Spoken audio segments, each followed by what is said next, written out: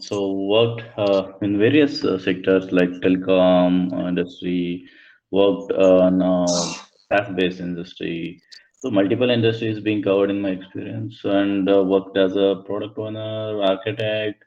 So worked on sales and distribution. Initially, I worked on the sales and distribution SAP, and GTS, multiple application components being handled.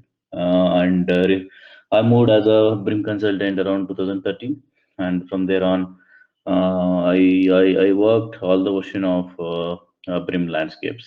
Okay, that's a little background about myself, and so let's get into the session where I'm just trying to see where I can share my screen and the screen. Okay, there it is. Okay, hope you guys can see my screen.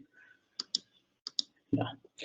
So, as you know, so Expertsoft provides like a user training on the multiple software related SAP or non-SAP thing. So that's a little introduction of Expertsoft and why SAP BRIM. So let's get into the topic why SAP BRIM, why we need SAP BRIM, right?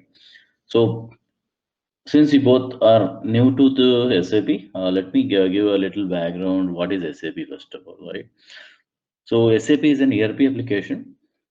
When you look at from the ERP standpoint, there are market leaders like Oracle, SAP. These two are the market leader in the cloud versus on-prem. Both both on-prem and cloud industry versions of ERP is being uh, they are the top niche market leaders in the ERP world, enterprise resource planning. Okay, so that's where SAP stands. So SAP is having their competitor is Oracle, like vice versa, right? So now in SAP we have various models, sales and distribution. If you take an sales and distribution, and if you take a material management, human resource, Hariba, there are various cloud-based applications also. So likewise, SAP BRIM as a landscape, which as an application landscape, which enables the mm, overall subscription-based service. Okay, so initially SAP had a multiple servers to connect. It has to connect a CRM, which is another server, and ECC is which was like before S4HANA, it was ECC, right? So ECC, old version of ECC, and which was way back like 17 before 2017 before, and convergent charging. So these three different servers needs to be connected to run this whole BRIM service. Okay. Now coming to S4HANA, the latest version.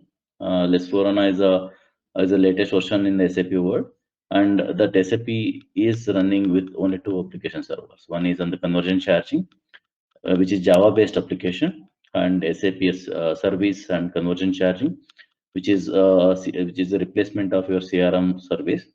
So CRM is being replaced with a service component which is enabled in SAP S4. So total two servers being installed. Okay. So now let's see why we need SAP BRIM, right? So like if you look at from the industry trend, everyone moving towards a subscription, correct? So if you take any examples, they are either you take a toll management, telecom industries, logistic, retail, utility, media, everyone like entertainment, everything, right? It is purely based out on the subscription. Now, subscription is nothing but you just not subscribe and you consume the service. Whenever you consume the service, you have been charged to the consumption.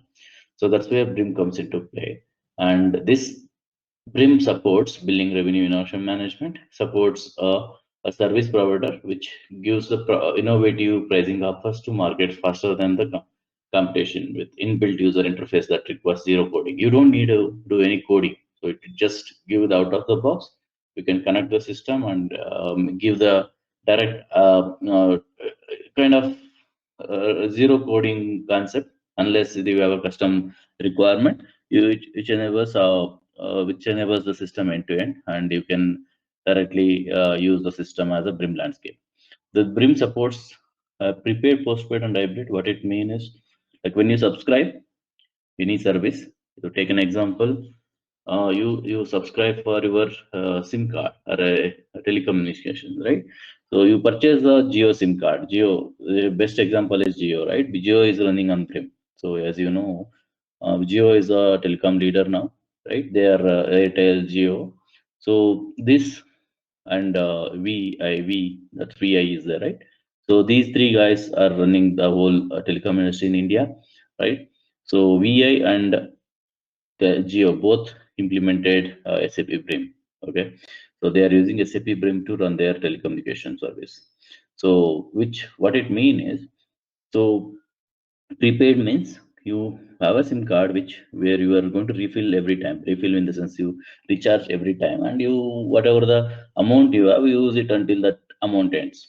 Right? That's where prepaid comes into picture. Postpaid means you have a dedicated service which you have a monthly based or annually based. You have some payment to pay, and every month you will be paying the amount after the usage, right?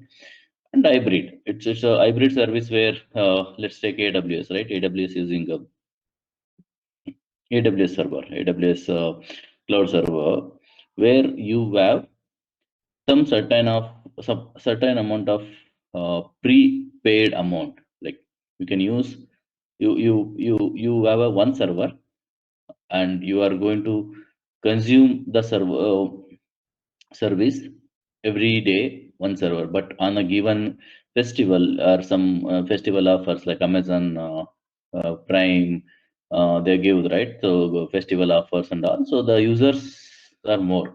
In such cases we can increase the service, right? The number of servers, hosted servers. So that's where hybrid comes into picture. So they can additionally add a paid, advancedly paid, like one day additionally you can just pay for that day and you can just use the additional server. So that's where hybrid, which comes with along with one of the example. Let's say there are various examples, right? Hybrid. So prepaid and postpaid combined. So you can use that whole service, and you can pay for the amount you regularly paying as a monthly recurring amount, and whatever the additional consumption you added on the day, you can just pay and purchase the additional servers, like additional host servers like Amazon. Or even if you take Geo, right? When you're traveling to abroad, you can just pay, like you have a postpaid connection, and monthly you are paying around 150 rupees. Now you are traveling to Dubai. So what you do? So you just go and recharge for a international package. Correct? That's a, you are paying 1,000 rupees, and you are just adding that additional prepaid amount. 1,000 is added to as your international package, so that you can use for international roamings only. So that's where hybrid comes into picture. There are various examples you can quote. So, and also it gives you a real-time tracking of what is being used, what is the usage and other stuff. So that's where BRIM plays a role. Okay, why BRIM? I can use sales and distribution. It's just nothing but sales. Why should I go for a BRIM? So BRIM is a subscription-based service, is not a regular sales. Okay, so sales and means what? You just go for a sale and sell the goods, deliver the product, and invoice the customer. Customer ends there. Like the life cycle of the sales is ends there. But in the subscription based, what happens? You go for service like any sales, customer purchases, and he pays for a term, like for 12 years or 12 months or 1 year or 2 year, 3 year, right? He contractually agrees for the term, and he will keep paying until the service ends. Okay, like a contract ends. So that's where a subscription matters, and you have a long-term relationship for auto renewal, other upgrades, downgrades, additions. So it is a long journey with the customer. That's where BRIM comes into picture. So various out-of-the-box functionalities being provided by SAP, which allows the customer to do the alternative, like go for upgrades, auto renewal options. So this is where comes SAP BRIM comes into picture to make life easy on the sales side. Okay, that's where it explained. Here, SAP Billing Revenue Innovation Management Overview provides a business model and design pricing configurator, and its advanced variant configuration is being used to do the pricing, which allows the customer to price the customer, like give the better pricing options. And subscription order management, which allows the industry to manage their subscriptions with the customer based on the life cycle of the purchase. And usage metering and transaction, which is conversion charging, which allows the user to track the real-time usage and bill the customer in the CI, convergent invoicing. So that's where billing and receivable collections happens in the convergent invoicing. So there are three models we are going to cover in the whole training. One is service, that is nothing but subscription order management. Usage metering, that's where conversion charging comes into picture. And billing, receivables and collections, which is convergent invoicing. So three models being covered part of this training, and it helps you to connect to any of the external systems. Okay, so partner settlement is an additional add-on provided by SAP, which you can have a partner settlement, partner revenue sharing. Like you are a third party, whoever reseller, wholesaler who is selling your product, you can always partner revenue sharing is helps you to share the revenue based on the number of sales, right? So that's where revenue sharing comes into picture. So solution capability, what are the solution capabilities available? Under subscription order management, we have a product catalog and offer management, which allows you to build the product, configurable product, and price the customer based on the pricing conditions and other stuff.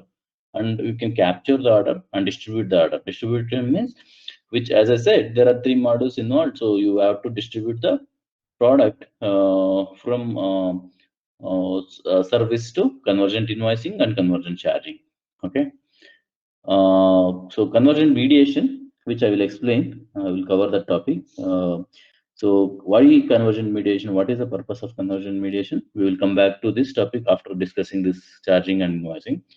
So convergent charging, which allows you to do the pricing and charging, service pricing modeling, and landline offer rating, offline charging, partner sharing, and online account balance. What it means is you can always control the usage based on the offline and online, means real time. Like whenever you try to make a call, if you have a balance, then only you can make a call, right? Should continue. So that's where this real time online rating service, which allows you to check the balance. Okay, so session based charges, which allows you to check the current usage, and it helps you to charge the customer accordingly.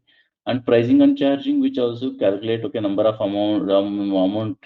number of minutes is spent and calculate the amount accordingly and deduct the amount. Or if it is a postpaid, charge the customer account accordingly. Okay, so that's where convergent charging comes into picture. And convergent invoicing, which allows the customer to do the settlement or billing, handling the payments, customer billing and invoicing, partner payment settlements. So part of this training, we would be covering subscription order management, convergent charging, and convergent invoicing. So on top of these, we have a customer financial management. It's a core FICA, where once the invoice is sent to customer makes the payment, right? So revenue management, payment handling, credit management, collection management, financial customer care, dispute handling. So all these are the core financial management activity, which is independent to independent trainings are available. So that's a separate training altogether, where you can get your like a revenue RAR, okay, for core finance, credit management, invoice, payment related. So it's all comes under core FICA. So along with this, okay, so conversion mediation is as one of you guys said, it's a digital tutor which owns the conversion mediation. Even though it's not a SAP own product, but SAP started integrating this conversion mediation, which is around so let me go to the next slide here, right? So conversion mediation comes into picture, and so where digital router, when they partnered with around 2014 with conversion digital router, so conversion mediation come into picture as a mediator, like which massage the data the way we need it for conversion charging as an input data. So their job in the conversion mediation, which is a kind of a middleware, allows to collect the usage and do the offline and online mediation, like kind of monitor the data and massage the data accordingly, and it send it to respective conversion charging server to calculate the amount. And it's kind of a middleware. Okay, so now why conversion mediation? Why not other server? So SAP bundles this conversion mediation, which is conversion mediation is an SAP pet product. Means when I say a pet product, it's like when initially SAP bought this is conversion charging. So conversion charging was not supportive enough to do the data integration. In the sense, any incoming data collecting from the external system directly integrating into CC was a pain point. So that's where conversion mediation came into picture to make the life easier of any middleware way, the way you can collect the data. So conversion mediation takes the data from any of the external world and cleanse and whatever massaging needs to happen, it happens. So it converts the language what is required for conversion charging system and push the data. So that's where conversion mediation plays a role. So now, is it mandatory to have a conversion mediation as part of the solution? Not necessarily, unless you have a online and offline ratings. Okay, so if you have an online rating where real-time session-based calls are required, then conversion comes into picture. If not, like example, toll management, right? So when you pass through the toll and your barcode is being read, or any US customer, if you are in US and you're like you just pass through, it tracks your record, right? In Canada, so and all. So you just get into the toll nearby and it reads your barcode and it deducts the amount directly. So now if it is not there, next toll you will be stuck, right? As an exit because your amount is less. So this calculation and amount is all real time. So that's where conversion mediation is mandatory for such use cases. Like example, there are few clients where they don't do a real time data collections. Like so they send a batches like monthly once they collect all the usage record and push it to CC and do the charging. So that's where you can use different mediators, any like a BizTalk or any other microservices can be used to monitor or send the data to conversion charging. Again, there will be custom work which involves a lot. So here you have a out of the box conversion mediation provides a out of the box plugins to connect to CC system. Okay. So these three total to complete your BRIM solution, total 5 capabilities should be available in terms of total overall complete solution. But as I said, so mediation is an optional and finance here, SAP customer financial management is in kind of an end point, right? Where you need to collect the money. So this is you are doing a FICA or FIAR of account receivable. So there are two models in the finance SAP. So FICA is a contract account management. FIAR is there are old way of collecting like old AR collections. So either two capabilities can be used to manage your financial activities. So part of this training, this and this three service like capabilities being trained. Okay. So how exactly BRIM started the whole industrial listen, right? So BRIM started. Anyone joined? Hey, I see Venu. Hey, can you guys just introduce yourself if you joined just now before we move on? Yeah. Good evening, Vijay. This is Venu.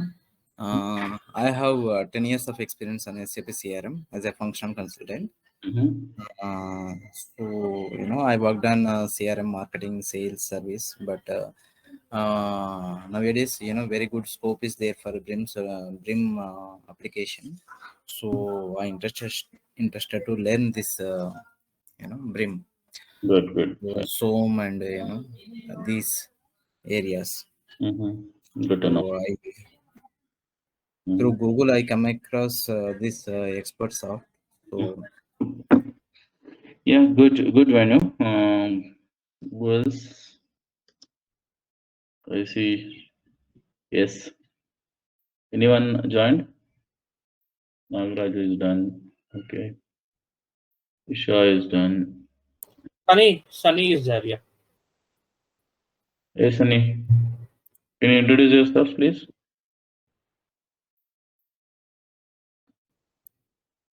Hi. Hey, Sunny. Uh, See, Sunny, and it's been 14 years into SAP. I've been handling the SAP SD IS retail. Mm-hmm. Okay, Good. and it's been 6 years that I've been living in Dubai and I'm working over here. Mm-hmm. So I just want to progress towards the upgrade towards myself to the BRIM. Good, Sunny. Good to know that. Yeah. Okay. Hey, again, let me just quickly introduce myself. I have 15 plus years of experience in the industry. So worked as a consultant, worked as a product owner, worked as an architect in multiple models. I shifted myself to BRIM around 2013, 13 and 14. And I learned BRIM service, SAP given the training, I learned it, and I myself engaged into the service. I was initially a SD consultant, a core SD consultant, and moved on to BRIM later on. So that's a little background. And again, let's continue. I hope you guys joined from the beginning. If you guys any other questions, just feel free to ask. Okay. Yeah, let's continue the session. So how exactly BRIM started, right? So like, is it this service is available from the day one when SAP started R1, R2, R3? No, right? It started around 2009, 8 and 9. So why? So SAP wanted a telco industry to handle, right? So as a telco was a kind of getting into telco, SAP needs to have a good kind of database server and a real-time server where it can capture the value and the amount and stuff, where SAP didn't add that capability, and they acquired a company called IG, and they renamed the whole IG company into SAP Conversion Charging. As a conversion charging is a Java-based application. Okay, so they acquired this IG, and when they acquired, so they renamed to SAP branding, and they started evaluating over the period to S4HANA later on. So then once they acquired, they started enabling this to telco industry, and parallelly they have seen the other industries where they're moving towards subscription. That's where it's a whole change or shift happened. So later on, they acquired a company called Ibris. Ibris is an e-commerce platform, omni-channel. They provide the omni-channels to multiple retail industry, and so Ibris is a cloud-based application which connects to BRIM. So then Ibris is a German-based company, and like a product content management software. So they partnered and developed the conversion mediation is an as like this they acquired, and what happened was around 2013 they rebranded this whole sorry, not 2000, 2015 Q2, they rebranded this whole BRIM. Initially it was called as BRIM, and around 2015, after acquisition of a digital router, like after partnering with the digital router for a mediation service, they rebranded the whole service called as an Ivory's billing to make the e-commerce platform along with the telco. So between 2015 to 2018, the name was Ibris Billing, and everyone who certified around 2015, I certificate, I had I got certification around 2015 as well. So that's where I even have Ibris Billing related um, certification. So between 2015 to 18, it was called as an Ibris Billing, and didn't go well in the market. And again, there are a lot of drawbacks in terms of connecting all these things. The reason is they have to connect hybrid C cloud platform with a CRM motion, and CRM to ECC, and ECC to CC, and conversion in total 5 connected servers, and 5 niche skills needs to be handling this one single service like overall subscription. So it didn't go well, and again they rebranded the whole stuff back to BRIM around 2018 Q1. Then they removed this CRM component where we call it as a SOM, subscription order management. They moved this. They enabled this CRM component in 1709. Okay, 1709 release. They enabled it as a customer management. Kind of, it is the initial stage when they enabled this S4. It's S4 on a base, and 1709 it was additional plugin where customers supposed to buy. But no, none of the customers bought this as an additional plugin. The reason it comes with a lot of drawbacks. Okay, then they're moving on in 1909, around 2019, part of a CRM discontinuation where they're planning to discontinue by 2025 CRM. they moved all the CRM service component under service by removing unwanted stuff. They reduced a lot of unwanted to unused application related components which are not being used or not like which is a redundant in terms of moving to S4HANA, where which is already having a feature or a capability within S4HANA. So they are redundant features being removed from the CRM, and they moved everything under service. Service is a replacement of a CRM box. Okay, service is the way you see sales and distribution, material management. You will find a service as an additional component which comes out of the like when they implement, like when you purchase the S4HANA. You don't have to add any additional plugins or additional components there. It comes by default. So from there on, they moved all these the service component, and there on like it's only two system. There are a lot of features being added every version they release. Every version it keeps improving and giving a better features. And I have seen a drastic change from the old version to the new version, and it's really kind of made life easy. It's like it's a simplified version of sales. Okay.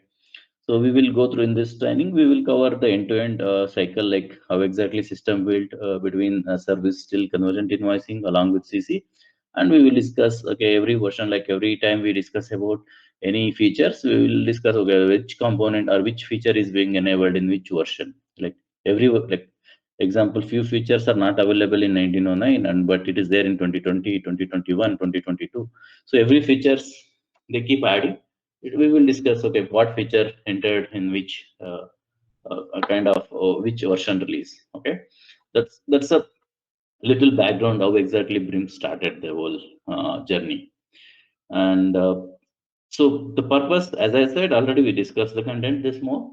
Like we are customer buys why subscription and consumption is very important. Is like everyone changing towards a subscription based business, right? Now just you just take a photocopy, or Xerox, what we call in India, right? So photocopy machine being installed everywhere, and you just number of prints you do, you will be charged to that.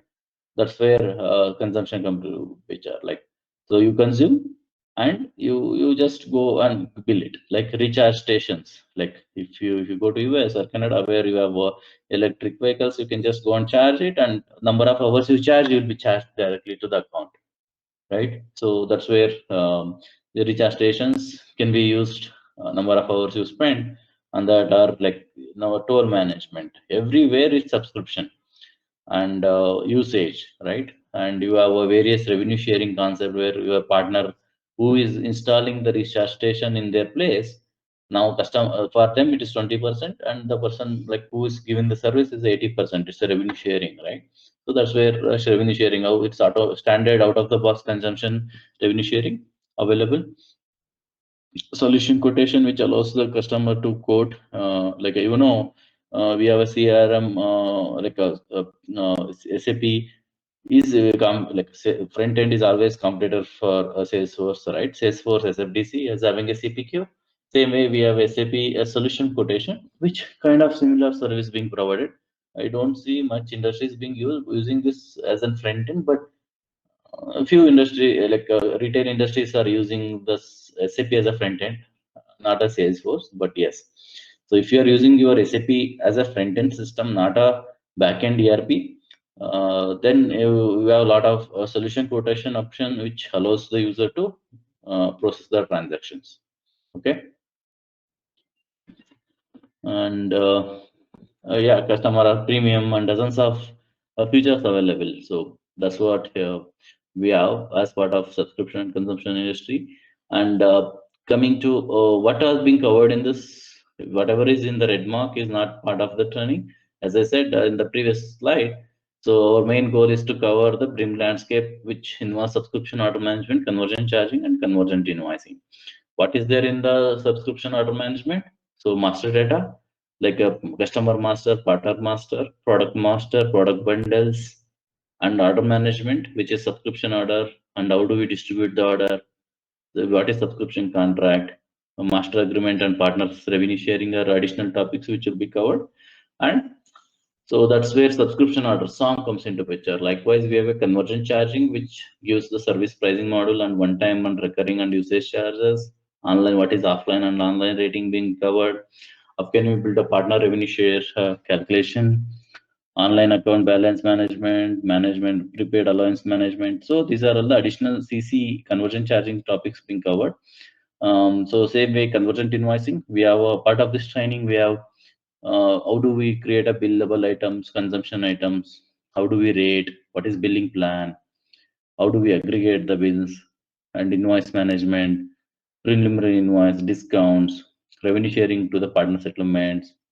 So how do we support this revenue, like support the revenue sharing, like unbilled deferred revenue? How do we go for deferred revenues and unbilled revenues? How exactly we can manage? So it supports revenue management too. So these are the topics we covered part of this training.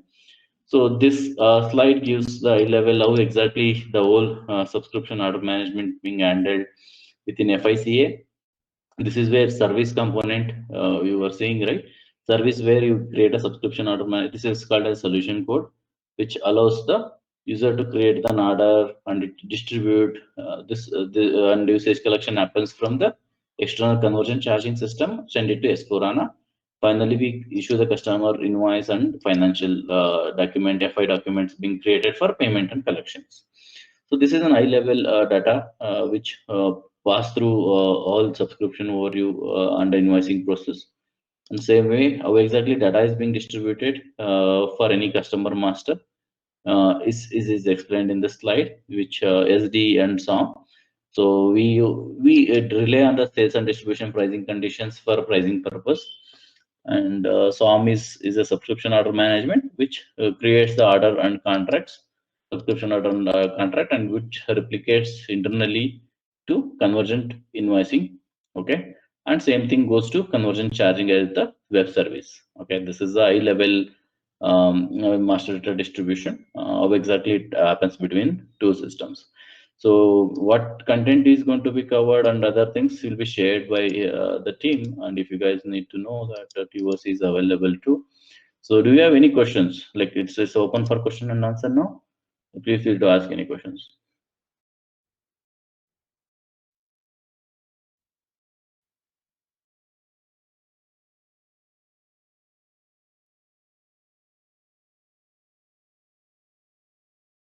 Good.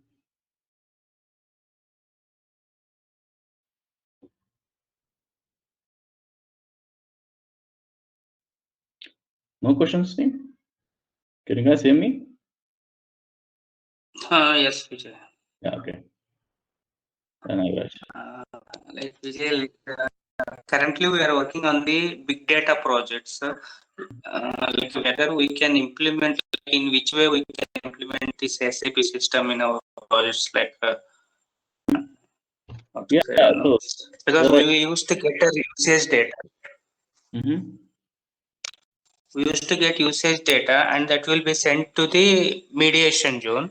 And now this company is having their own data refinery for data refining system is having. They were designed in their own way. So earlier they used this digital route only, mediation zone digital route that they used. But in this case, after the data refinery system, the data will be sent to the Hadoop cluster. Okay. Yeah, as I said, right? So you don't need to have a conversion mediation as a mediation zone, like middleware, right? It's nothing to do with, like, it's not a mandatory to have unless you have a real-time transaction. So if data is being sent, you can always directly pass that into conversion charging or S4HANA from external connectors, like the mediators. When I say mediators, middleware, and you don't need to have a conversion. So the logic, there are few clients, they don't have a real-time consumption calculation. There are few clients, they have a real-time consumption calculation. If you have a real-time consumption calculation, this easy should connect to conversion mediation. If not, you can have a redefined like a cleansed whatever you say, right? So massage data directly feeding into S4HANA, and you can always rate that and charge the customer. That's called as an offline rating. Okay. Okay. Yeah. Any other questions? So this whole training covers 40 hours of overall training for over the weekends, and so 2 day like a 2 days Saturday Sunday to 2 hours. If required, we go for 3 hours whenever it requires, and normally it's being covered 2 hours on weekdays, sorry, weekends, and it go for 40 hours of class, 30 hours of training kind of session. Like 10 hours is a practical in the sense you will be doing in the system. If there are any issues, we will work on those issues and get that fixed, or understanding gap and all those things. We will practical exercises.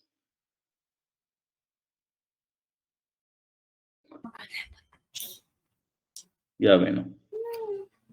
Yeah. Will you provide any many project like that? It means any Yeah, small. kind of exercises being provided, exercise sheet. You can always follow the steps and create the thing. Yes, kind of you can build your projects here. Yeah, it means the SOM and this convergent charging median, convergent median. This integration is there in the training system. Yes, yes, it is integrated, and conversion mediation we are not using. Okay, so we are not using conversion mediation. As I said, it's out of scope.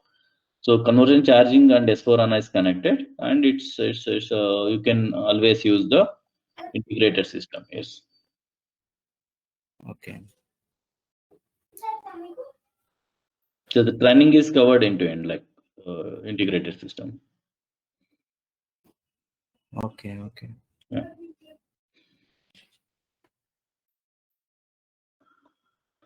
Yeah. So whenever we start the batch, if you guys don't have questions, please feel to talk to Naveen. If you have any further questions, we can definitely discuss. Okay. Hope there are no questions unless, yeah, Isha, go ahead. Yeah, no questions, Vijay. We'll Okay. let you. Yeah. Thank you. Thank you. No questions. Thanks, team. Have a good day. Whenever the batch starts, feel free to talk to Naveen on the batch timing and other stuff. I will let you know. Okay. Thanks, everyone. Good day. Bye. Okay. Thanks, Thank, Vijay. Thank you. thank you.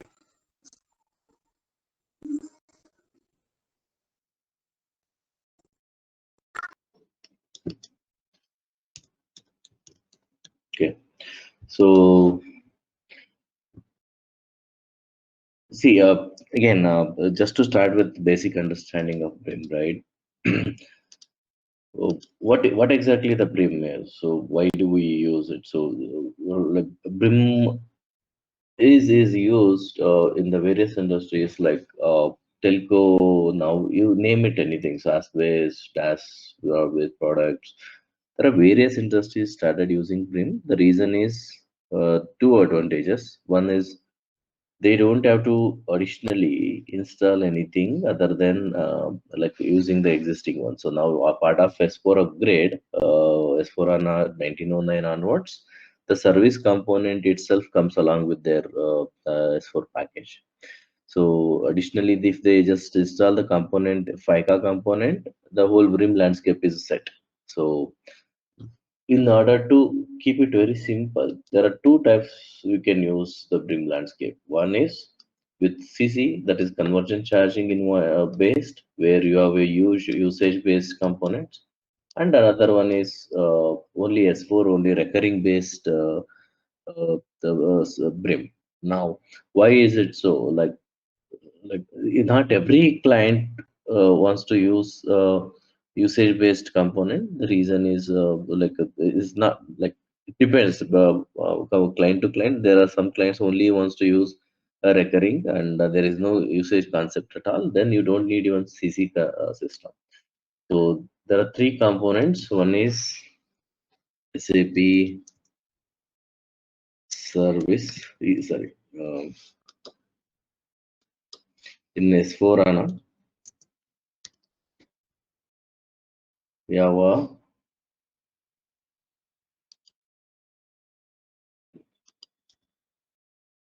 service component.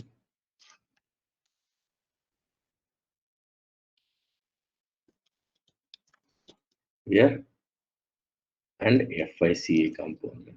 So these two part of your S4HANA. Okay, so you can directly use a recurring based without any CC installation. Now, in case if you have a CC server, then it comes with a CC component as a conversion charging. Okay, for usage based. Even again, when I say usage based, again there are a lot of things where we have to cover. You can also use it for recurring and one time, but that's different. So just to keep you guys like where exactly we started with CRM initially. So initially, BRIM started with CRM component installation, and CRM is a SAP CRM. If you are already worked on SAP system, then you know that okay, there is a CRM system which used to use as a front end application. So and ECC was a connected system, right? ECC and CC was there. So now after S4HANA upgrade, so most of the client moved out from this landscape to this landscape. Okay, so the SAP is trying to discontinue this CRM by 2025, and everything is under S4HANA, which comes as a service. Okay, why I'm telling this? The reason is we are going to discuss for the latest version. This is 2022 version, whatever we have installed on copy. So that comes with service. Now we are not going with this old landscape, and we are going to start with the new landscape. Okay, yeah, it's just setting this basic info. Let's move on to the slide. So we, as part of this training, we will have three different component discussed. Right, one is service and FICA, that is convergent invoicing. Okay, and we have a convergent charging, which is an independent system, which we will cover at the end of the training. Okay, so which is very much integrated system. We will see all the end-to-end flows flowing all the way from S4, CC, all the data is movement, everything we will discuss. So let's divide this whole subscription order management, which is a SOM. Okay, service, we call it as a subscription order management.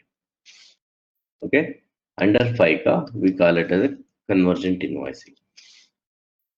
So we will discuss about the SOM, subscription order management, and what are the contents we cover, and let's look at that. So part of SOM, we have a master data management, we have a products and product bundle definition, subscription order capture, order distribution, subscription contract management, master agreement, and partner revenue share agreement. Okay, so manage customer and partner master data. So manage customer and partner master data is one of the master. So you just to get an idea. So you both worked on SAP earlier. Or is it the first time you guys are looking? I just forgot. Like you guys, can you just give me some background? You guys, Shiva, you have SAP experience, right? Yes, I do have SAP experience, but I'm an ABAP developer. ABAP developer. Okay. What about Shahid? I'm an SAP functional guy, SAP SD and SCM area, predominantly SCM area. Okay. Okay. Great. So then you guys comes with basic understanding master data and other concept, right? Yeah. Okay. Great. So when I say master data, so one is business partner, material master, pricing master. Okay, these are all the four basic components you need to have it in the service. Now, in order to build this, there is an again concept of enterprise structure, which is generic terminology. If you ask me what is enterprise structure is a basic, a fundamental component which needs to be built across all the modules. You take it material management or sales and distribution, or you procurement, PP, or any guys who would like to build their component views. They need to have an enterprise structure as a basic, right? In the enterprise structure, what are the things we have? So first, let's cover the enterprise structure. So what exactly the enterprise structure? Why do we need that enterprise structure, right? this here. So definition of enterprise structure, which comes with company code definition, which comes with company code, plant, division, and all. So since you guys already comes with SAP knowledge, so there is an enterprise structure build which happens whenever either is a greenfield or a brownfield implementation. So when the SAP starts any landscape implementation, like if you are shifting from one client to one application to another application, like example, let's say example Oracle, right? If you are having any non SAP implemented system, you are trying to shift from existing your own what do you call ERP to SAP ERP. That means we're shifting a drastic change in your overall business model of handling your enterprise components. That's called as a brownfield implementation, right? Sorry, greenfield implementation. So now brownfield is where you already existing, you have a existing SAP landscape, but you are trying to shift from existing landscape with addition of new techniques. Like example, you if you are moving from a SD, earlier you were using a sales and distribution.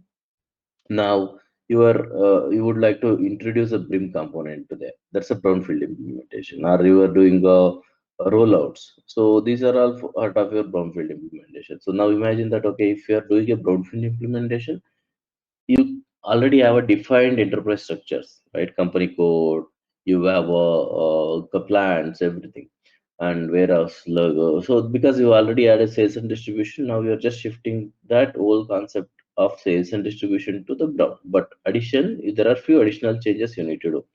So now, is it mandatory for you to know that whole enterprise structure definition? No, because it's not just one person job to define the enterprise structure, because the enterprise structure is a core component which is defined and discussed between multiple consultants. Like like example, if you have material management guy, consultant, or a sales and distribution consultant, and procurements or PP, all these consultants come together and decide the enterprise structure of finance consultant, right? All these guys decides the company code and how exactly this enterprise structure to be defined.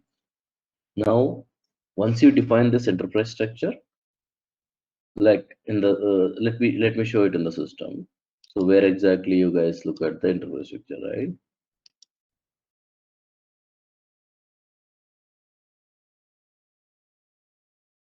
Are from IST hours, Indian hours, or anyone from US? Yeah.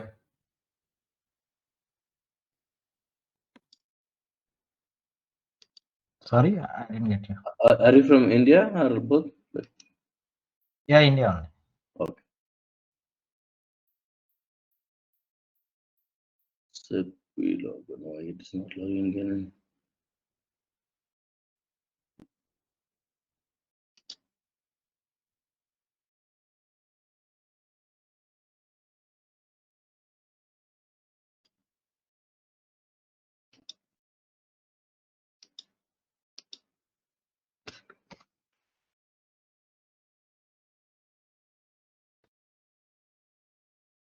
Hmm. Give me a minute. I'm just trying to recover my password.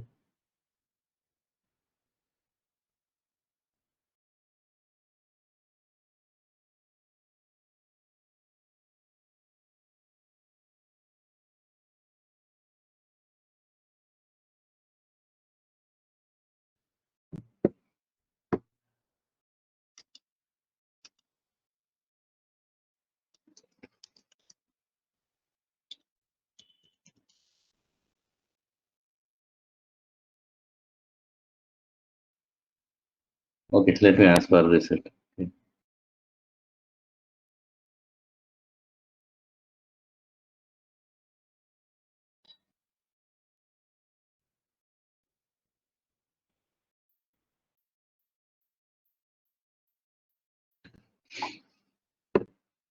In time they reset my password, I'll just go through the slide. So what I was explaining, yeah, enterprise structure first thing, what it comes with enterprise structure, you need to first you need to define your company code. What is company code? Company code is which is a entity which publish your all financial activities, anything. Like example, if you take it as a Tata consultancy service, it's a company, right? It's for that you need to have a company first. Okay, that is a called as a company. Now, when you define your company, so that comes along with your company code. You can have a company code. Multiple company codes can be associated to your company. Okay, so company is meant for that's the highest in your enterprise structure. So the in the landscape structure, so that when you define your company, that's where it's the top of your all the structures. Okay, so this everything is interlinked and defined and pass the value all the way till the company code. So example, as I said, it's a company code which you can either take it as an example of the Tata consultancy service. They have a company and they have multiple services across Tata company, Tata groups. You name it as company as a Tata group. Tata consultancy service has a company code. Okay, so which you can go with their company code. And plant is a place where you all you it's a production of your items where you will try to define all your product definition and others. So okay, now how exactly it matters for your BRIM? Why do we need to have a plant? Is I am going to use the plant directly? I am going to use the plant as a component? No. In the BRIM, unless you have any hardware structure, like if you are selling any hardware product associated to your subscription products, then you need to have plans to like link power plant so that they're maintaining your serial numbers and everything happens through plant, right? So device as a service. So when your device as a service is used, so then your device as a service can be like so like it's sold along with your subscription products. That's where the plant comes into picture. So now, just to confirm one more time, I'm just repeating. So you don't have to have a plant for your subscription products. When I say subscription products, any recurring usage or one-time products, you don't need to have a plant associated. Only when you have a desktop or a device as a service, which is a DaaS product, nothing but an hardware product linked to your subscription, then you need to have the plant. Okay, so by default, again, as I said, by default, when you define your enterprise structure, this you need to have a plant, correct? So for your if it is a greenfield implementation, there is no hardware product association, you don't need to have a plant at all. Okay, so division, which is again distribution channel division. And so anyone can tell me what is a sales area? You guys heard this sales area in the past? It's a sales organization, distribution channel, and division. Yeah, right. So she's in Rhino.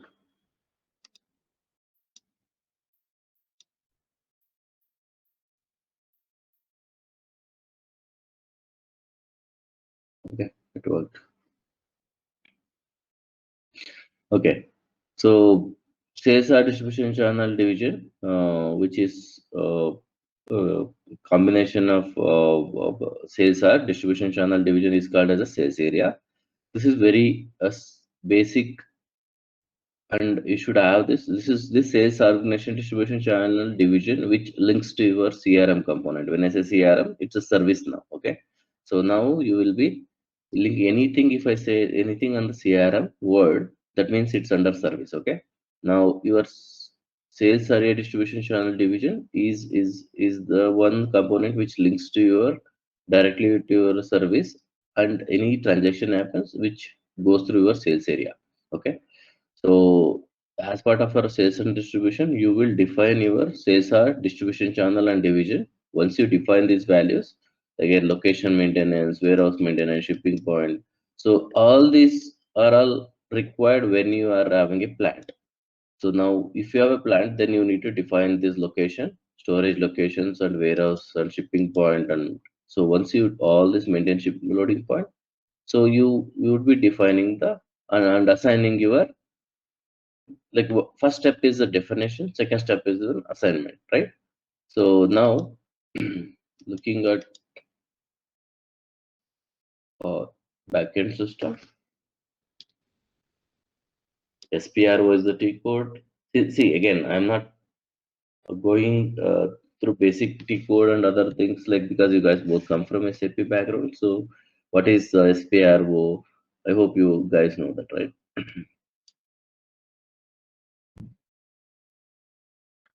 So in the SPRO, you will define all your backend configuration to support either any web GUI or any transactional process or master data. This is SPRO is a core configuration. Okay. So in this enterprise structure, you need to first define and assign. That's what I was explaining, right? So definition is not just one person job, as I said. So if you go to sales and distribution, you would be defining your sales or distribution channel and other stuff. Likewise, you go to the financial accounting, you will define your company code and credit control area. There are various segments or various activity is associated to your enterprise structure. So whatever I documented here, you are seeing it only that required for your BRIM concept. Okay, but there are other configuration also is available under enterprise structure, which goes for further discussion. Like example, it's, if you ask me, is it my credit management is mandatory? If you are using your credit company code, they define a business area, functional area, it's purely um, uh, based on the business requirement and the way you define your enterprise. Okay, so the way you define your company. Any question on this enterprise structure? Yes. No, Vijay. Yeah, great. I'm clear. Yeah, so this enterprise structure, okay. Now, for part of this training, do I need to define my enterprise structure brand new and define everything? Again, it's up to you guys, because see, when I say enterprise structure, if you are trying to if you are trying to create your own company code, just imagine you want to create S001. Now, when you create your company code, it's not just creation of a company code, right? You have to define a fiscal year variant. There are various associated configuration involved, which is core financial configurations. So if you define your own standalone sales organization, again, you need to, it's not just sales or definition, right? So you need to define lot of additional configuration associated and link those things, right?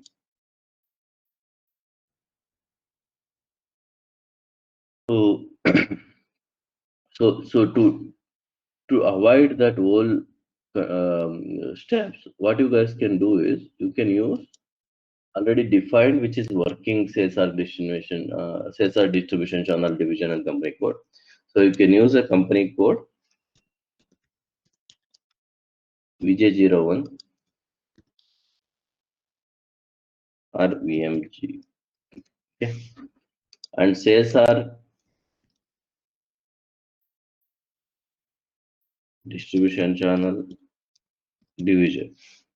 So again, this is VJ01, VJ.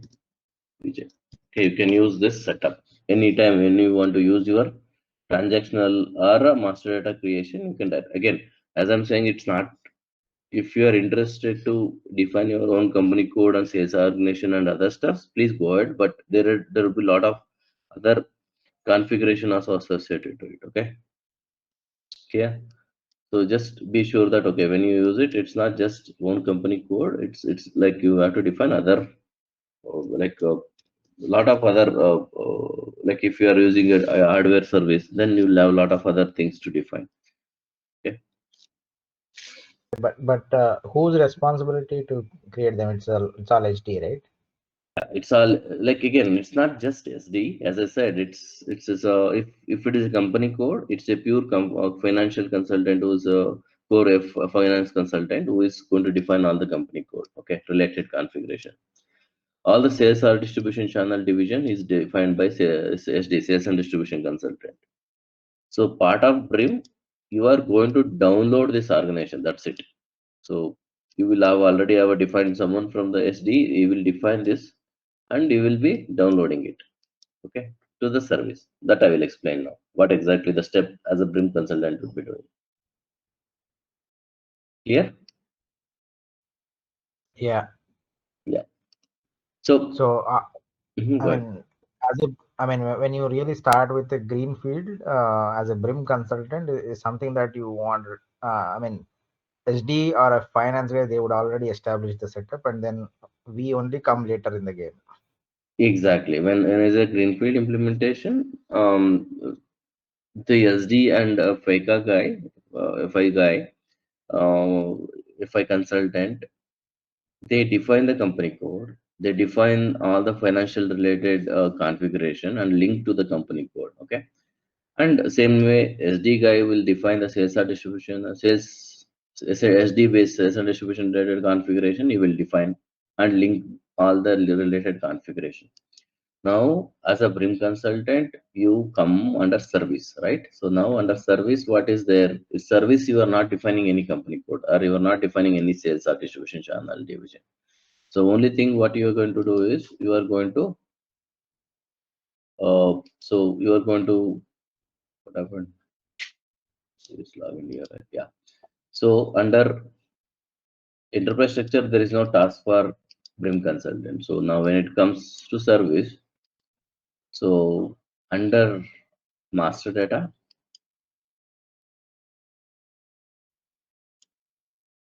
under organizational management, this is where a BRIM consultant would come. Already SAP, earlier CRM, what used to have, we used to do it manually, the linking, all those things. Now SAP is given a single click download option. Like example, if I go to organizational data determination tools, sorry, data transfer, first copy the SD structure. So it automatically copies all your SD structure. So it generates the organizational view. So now example, since there are many organizations are created by standard are there. So I'll just show you guys. So take one and yeah, any question? No. Please continue. Yeah.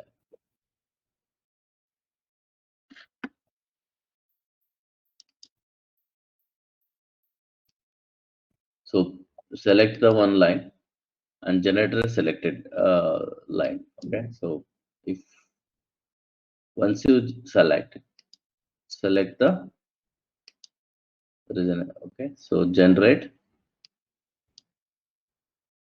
So this newly generated will go and create. So that's it. So now once so if it is green means it's good. We don't have any issue. If it is red means there are some issue which needs to be fixed. Okay, so what kind of issues? So if you see here, so RI sales are, so you will get to know sales are already assigned to R3 sales are. So I can't use that. So that likewise once your sales or distribution channel division is set, you can select that particular sales or distribution channel. It will automatically come here. So when you create your own sales organization, right? So that sales or distribution channel division, it will come automatically over this place. And once you select and generate the object, so automatically create the CRM sales arc. Okay. So if you see here, this number is generated automatically associated to your SD sales arc. Example, VJ01. I'm using VJ01. I told you, right? So we have VJ01, which is your VJ01, which is your CRM based organization is 5000101. Now, if you have multiple distribution channel and division, right? So for every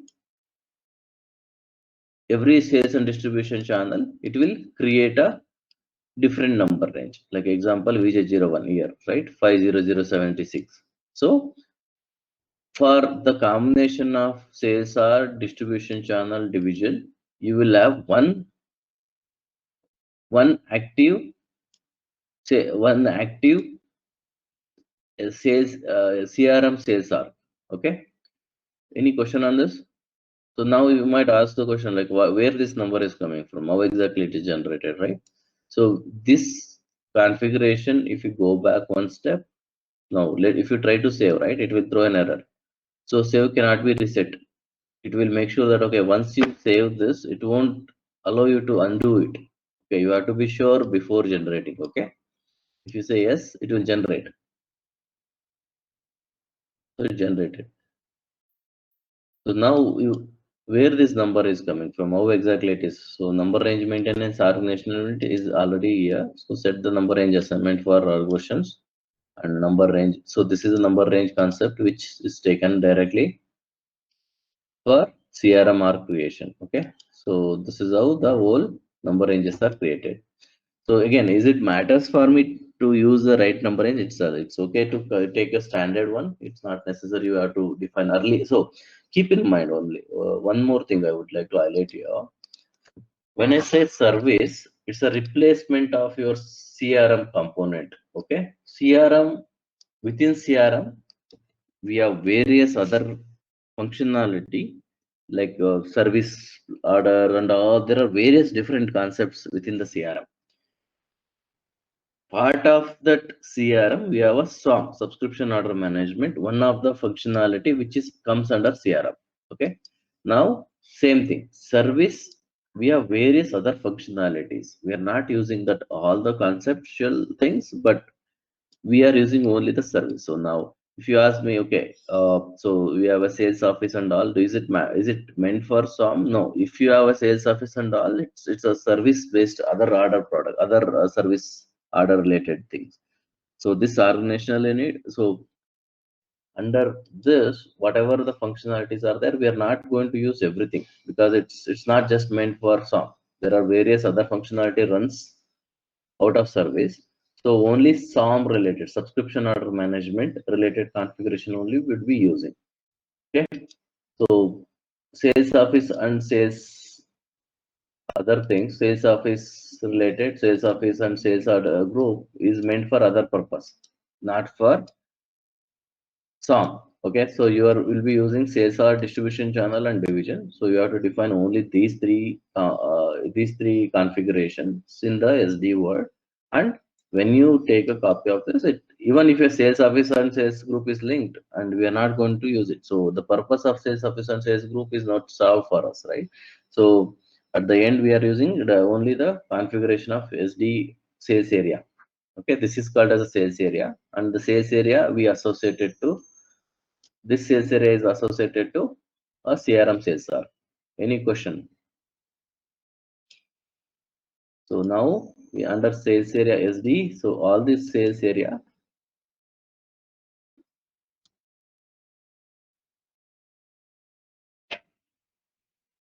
is going to be service sales org, which links. Okay.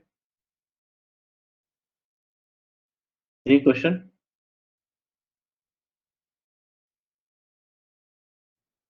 Okay. Moving back to the slide. So I'll just go back. Organizational data. So this is what, if you see at the slide, it talks about how exactly the SD configuration structure is under service mastered organizational data transfer to SD. This is what we have done, right? So this same thing is explained over here. Now, so before the slide, there are few things you guys need to know.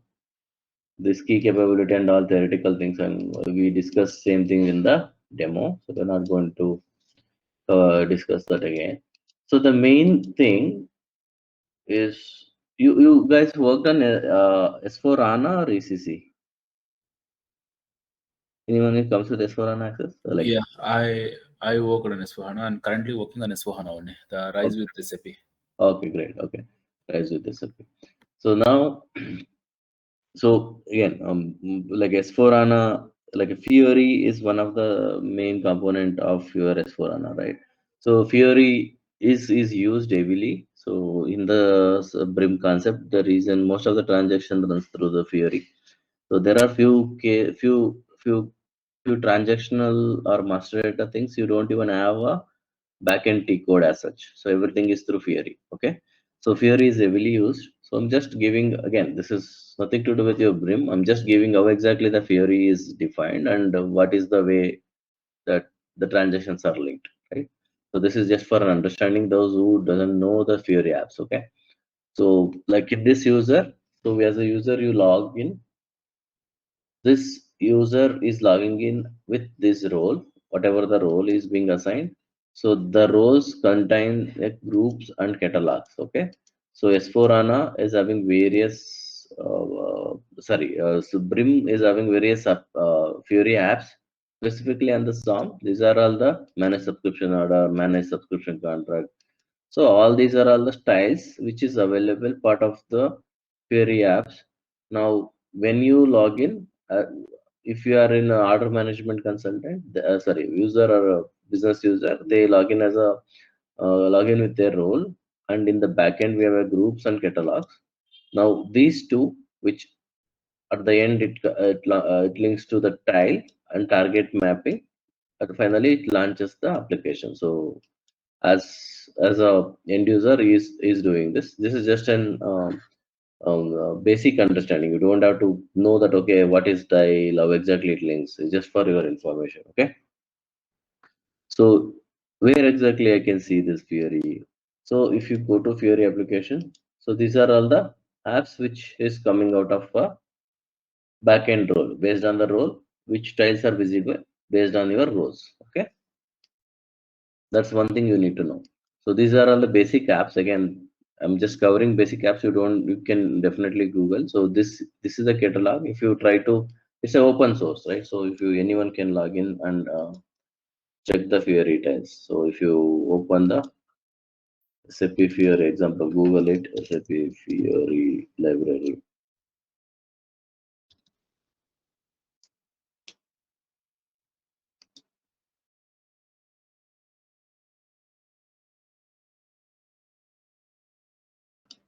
You can always search app. Okay.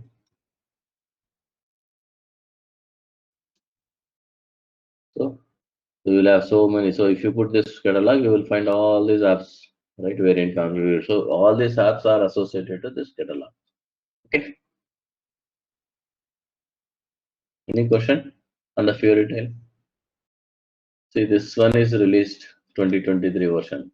Manage mass processing of subscription, which was not there. So this is yet to come. Ours is 2020. So this application they might install in some days. So it is released recently. So it was not there earlier. See if its availability of the app is itself is 2023. Manage billable items and manage. So this is there from all the way from 1709. Manage distribution to CC. Which is there all the way from 2020 till 2022, right? 23. Likewise, we have various WBS elements, project financing. So various, all these apps manage contract account. What is all these things? I will explain it in the sessions. So, but don't worry. So now, when you look at your apps, you would like to see what are the associated apps. So you can just type in the app library. So you will find the relevant apps. Okay, that's about the tiles.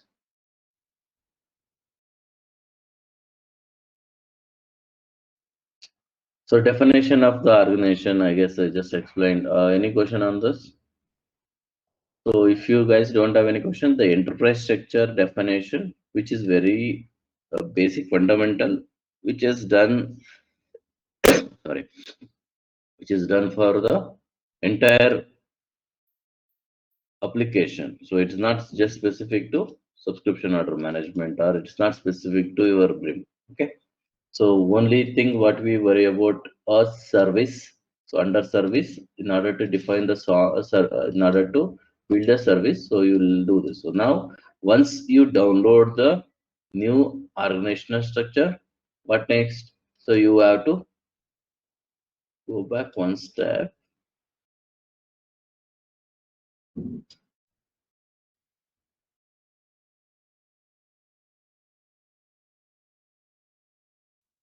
Why you don't see the back button?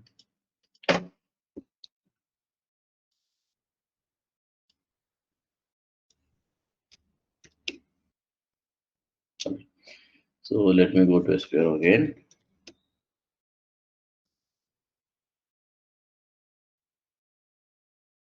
The service again go back to master data. So once you define your service organization, so organizational definition is done. There are few things you need to do. So one is you downloaded the data transfer is done, right? So that's what we done. Downloaded the SD structure. Now by default, what it happens, it will assign your organizational to SD to CR. So you can see it here. Like example, for this organization, VJ01 is assigned. For this, it you will see ZDOR. So likewise, you have every organizational unit defined, right? So it automatically does all the assignment. You don't have to do any manual configuration. Only the download will take care of, or generation of your organizational unit take care of all the mappings, okay, within the organizational management. So additionally, you need to define the update the list of once you download it. So you need to just update. It's all one-time activity. Whatever I'm doing. So if you say O is the organizational unit. So if you search for O, so organizational unit execute. So anything is done. So index creation and manual creation of index structure is done. So this is all one-time activity you need to take care of at the time of first go live. Okay. They are every time when you define your own new structures. Okay. So it will show if you try to do the analysis. Okay, what there are some errors in the sales scenario. So it is there are sales organization which is missing the country code, mapping all these things. Okay, so it will throw an error. What are the errors? Why do we? What is missing? So you can find out and you can fix those errors again. So this organizational unit is mapped to the respective one, and you get here if you see VJ new, so it's a green.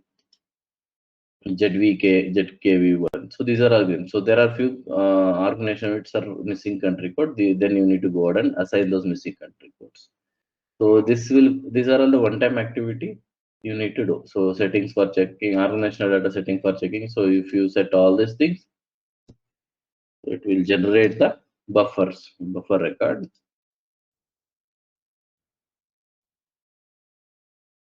So it will show, okay, if it is green, that means it is good to use. If it is yellow, means there is some issue where you need to go and fix. In the previous step, whatever you have seen, that error if you fix, and these things will be covered. Okay. So just this is a one-time activity, guys. So you don't have to do this every day. It's all one-time activity where when the new organization unit is defined. Okay. Any question? No. Great. Fine. This organizational unit. So again, there is one-time buffer clearance you need to do using this program. So once you define your company code, you need to just run this program once to make sure that okay, your organizational unit, whatever you said, is cleared with buffer. So this is all one-time thing where you restructure the buffering on detailed and just initial distribution to all. So it will reset all the buffering. So all these company codes are buffer sites. So that means you can. So it clears. This is all related to CRM. Even in the CRM also you have to do this activity whenever new organization is set. Otherwise, whenever if you don't do these activities, it used to like it's purely based on the UI configuration, right? CRM works on UI based configuration. If you don't do these activities, it takes like it won't come up in the view. That's a challenge. So that's the reason you need to do this activity. Okay. Okay. Let's move on to the business part now. So let me see if um started around we started on 70. Okay. So let's go for question and answer. So next session we'll start with the business partner and the remaining remaining master data concept. So whatever I explained is just an enterprise structure organizational unit. It's nothing to do with your master data. Okay. So the next session we will cover the organizational data, like sorry, master data like business partner, contract account, and so on. There are product master, pricing master, and other stuff. Okay. So do you have any questions from the today's session? Okay. I have a question. When we have done this thing, okay, I have seen the enterprise structure. So is there any specific enterprise structure unit which related to the BRIM? Yeah, I told you, right? So here, specific thing is in the SOP structure, sales area. Okay. See, the point here is if you look into the TM, there is a transportation planning plant, which is exclusive for the TM specific area or the transportation area. So the sales area is for everywhere actually. Sales are the distribution channel and division is for common for everything. Exactly. Any ECC or any SAP implementation where the sales involves, the sales area will come. Exactly. Other than the sales area, so like I give an example, right? The TM or the LETRA, for example, when the shipments are involved, then the transportation planning plant will be defined in the ARG units. Exactly. Similar to that, the BRIM related thing, any specific? There is nothing called specific BRIM related enterprise structure links. It's generic database. So when we moved out from CRM to S4HANA service based, we built the component linked with your SD core. So very much links to your SD. All your pricing procedure and other stuffs are directly links to the SD. Okay. So this whole service specific BRIM component is runs based on service based on like using the backend configuration of SD. Okay, there are various like a pricing procedure and all these things come out of from your SD based component. Okay, so to answer your question, simple, it's other than sales area, which is generic used in all the other components. The same thing is downloaded as an organizational unit. Okay, and that's the only linkage part under service. And here company code, here again FICA, here company code is linked to FICA company code. That's it. So these two are linked. So FICA and CA convergent invoicing, which we will discuss later. That time, that's why I don't want to confuse you guys now. Say company code links to your enterprise structure. Here, sales area links to your or organizational units links to your sales area. Okay. Okay. Okay. Yeah. So someone who doesn't have any idea on setting, configuring SD, so you will be explaining us those configurations, or Yeah. So pricing procedure and all, yes, I will explain that. Yeah. So SD configuration, I will explain you guys on the pricing procedure. How do we define all those things? We will define. Explanation I will give. So enterprise structure. Again, as I said, I can show you guys creating a sales or distribution channel division unless you guys are not aware of that definition. I'm from a background. I'm not aware of. Okay, fine. Okay. So again, in the whole enterprise structure requires all this configuration. Okay. So now, if you ask me, okay, is my BRIM as a BRIM consultant, I'm going to do all this activity. You don't have to. Okay. So you will be looking at only us downloading this step, right? So you're doing I showed you the step, right, where you copied like a structure from SD to that. That is the only step as a BRIM consultant would be doing. So SD consultant define the organizational layer, sales or distribution channel division. Now, under the same SPRO configuration, you can see sales or distribution, and I can show you guys. But again, that is something SD guy would be doing. Enterprise structure. Is it necessary that we are supposed to know about them, or maybe we can ignore? Because interviews, we are only attending this to clear the interviews and get a job. Yeah, right? I know. See, in the interview they will ask me, okay, what is enterprise structure? No, right? So it's purely they'll ask based on your BRIM. BRIM is totally different than what you define in the enterprise structure. Okay. Okay. So, yeah. So here is the thing where you go to sales or distribution channel division. So you need to define first here in the definition, sales and distribution. Define sales or definition division. So let me show you one, right?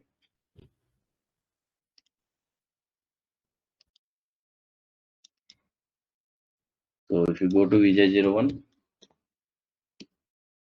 you say the name of the address, which statistical currency, all those things you will see here. That's it. So this is a name, right? So in the company code name and address and other stuff. So same way division is also defined. Distribution channel. So like if you see VJ, so you will see what is the so this is it. So like we just create, if you want to create one more, you can just define one test. Okay. So it's a definition of your division. Likewise, distribution channel comes under plant, right? So material management. Division, this is a distribution channel and division comes under material management.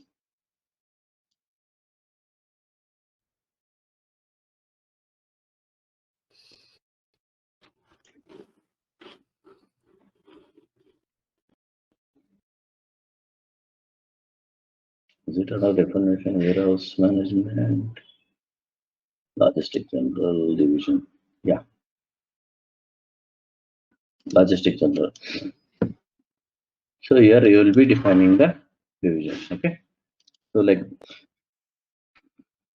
if you ask me what is sales area, so sales area is a sales or distribution channel division. So what is distribution channel? What is sales? Like example, if you think from the sales standpoint, imagine that okay, you are having a India sales and you will have a multiple places like you zone A, zone B, zone C, right? Zone A is all North India and zone B is a South India. Two sales organizations. Okay, so all the sales happens under zone A, which is North India, and zone B, where is South India. So I will consider it as a two different zones. Okay, and that's you can call it as a sales organizations, two sales organizations. Okay, now when it comes to distribution channel, what is distribution channel? The distribution channel is the way you would like to sell the product. Now under this zone A, you have a reseller, you have a wholesaler, you have a distributors, you have a direct company owned company outlets. So these are all the distribution channels. There are various channels where you can sell, correct? That's called as a distribution channel. What is division? So now imagine that okay, you have let's take Geo, right? Geo is one of the biggest client of BRIM. So they're using BRIM, right? So now distribution channel, they are selling through company outlets. They are selling through SIM. I'm talking about SIM card, right? They are selling through direct own company outlets, and they are selling through some retailers, wholesalers, company wide, like different various channels, right?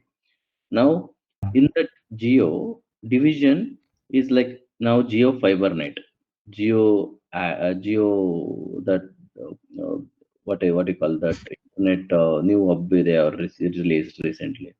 Geo postpaid plans, prepaid plans.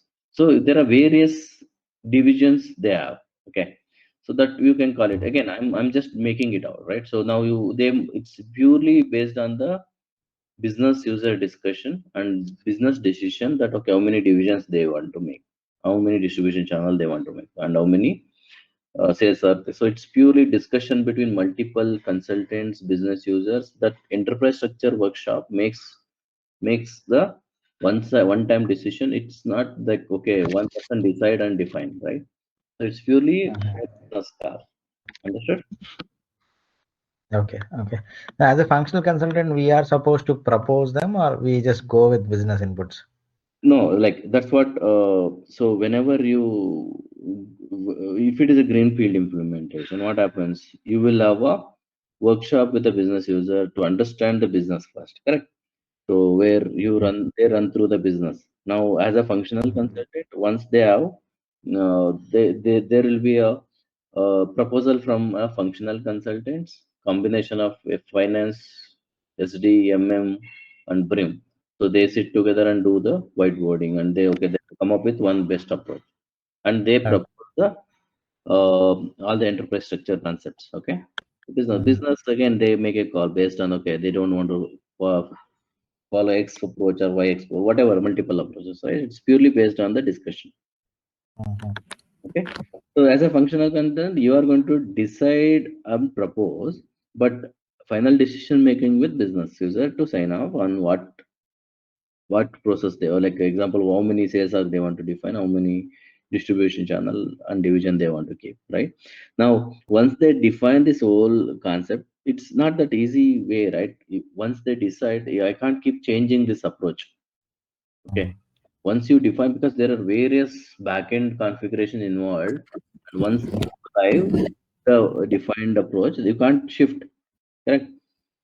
So it's all one-time decision, and it's on paper, correct? So they can't keep modifying. Okay, today they say, okay, I want to handle South zone and North zone, but tomorrow they come up with 4 different zones, and I want to split again. There are a lot of things happen. So again, if you ask me, okay, is it only one side and I can't change it? No, you can always go out and split the things, like that is called as a rollouts. Okay, so if I acquire a new company, what happens if I acquire a new company? If they have to define all these things, right? So that's called as a rollouts. So you roll out your existing configuration to the new acquired company, right? Okay, is that clear? Yes. Thank you. Okay, then let's continue next week with the full-fledged. Again, I don't see Naveen here. Let me talk to Naveen, because they said a few members. We'll start. Okay, next week we'll have full-fledged 2 hours of class. Thank you. Okay, thank you. Thank you. Bye. Bye-bye.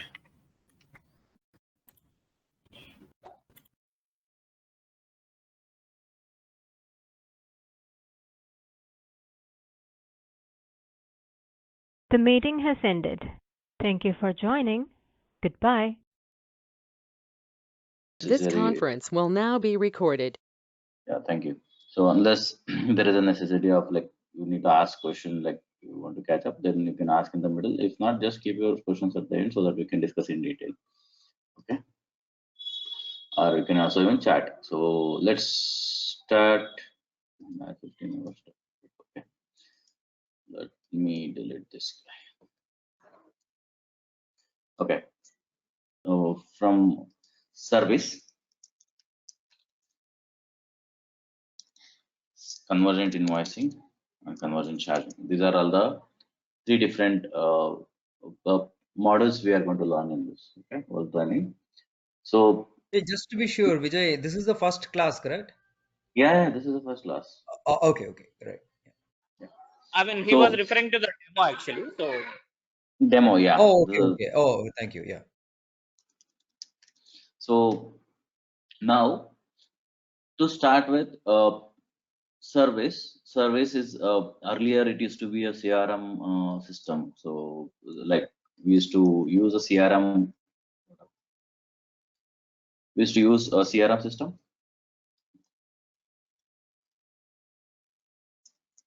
Okay, so this service was part of a CRM box. Now, since we are into S4, so we are actually moved into a single box within S4. So let me just move this. Earlier, it was like this. The landscape used to be like this. So CRM, CI, and CC system. So CI used to be under ECC server, and this is a CRM as independent box, and CC was an independent box. Okay. Since now we are in the S4HANA after 1909 version, so all this comes under service. So service and CI within S4 itself.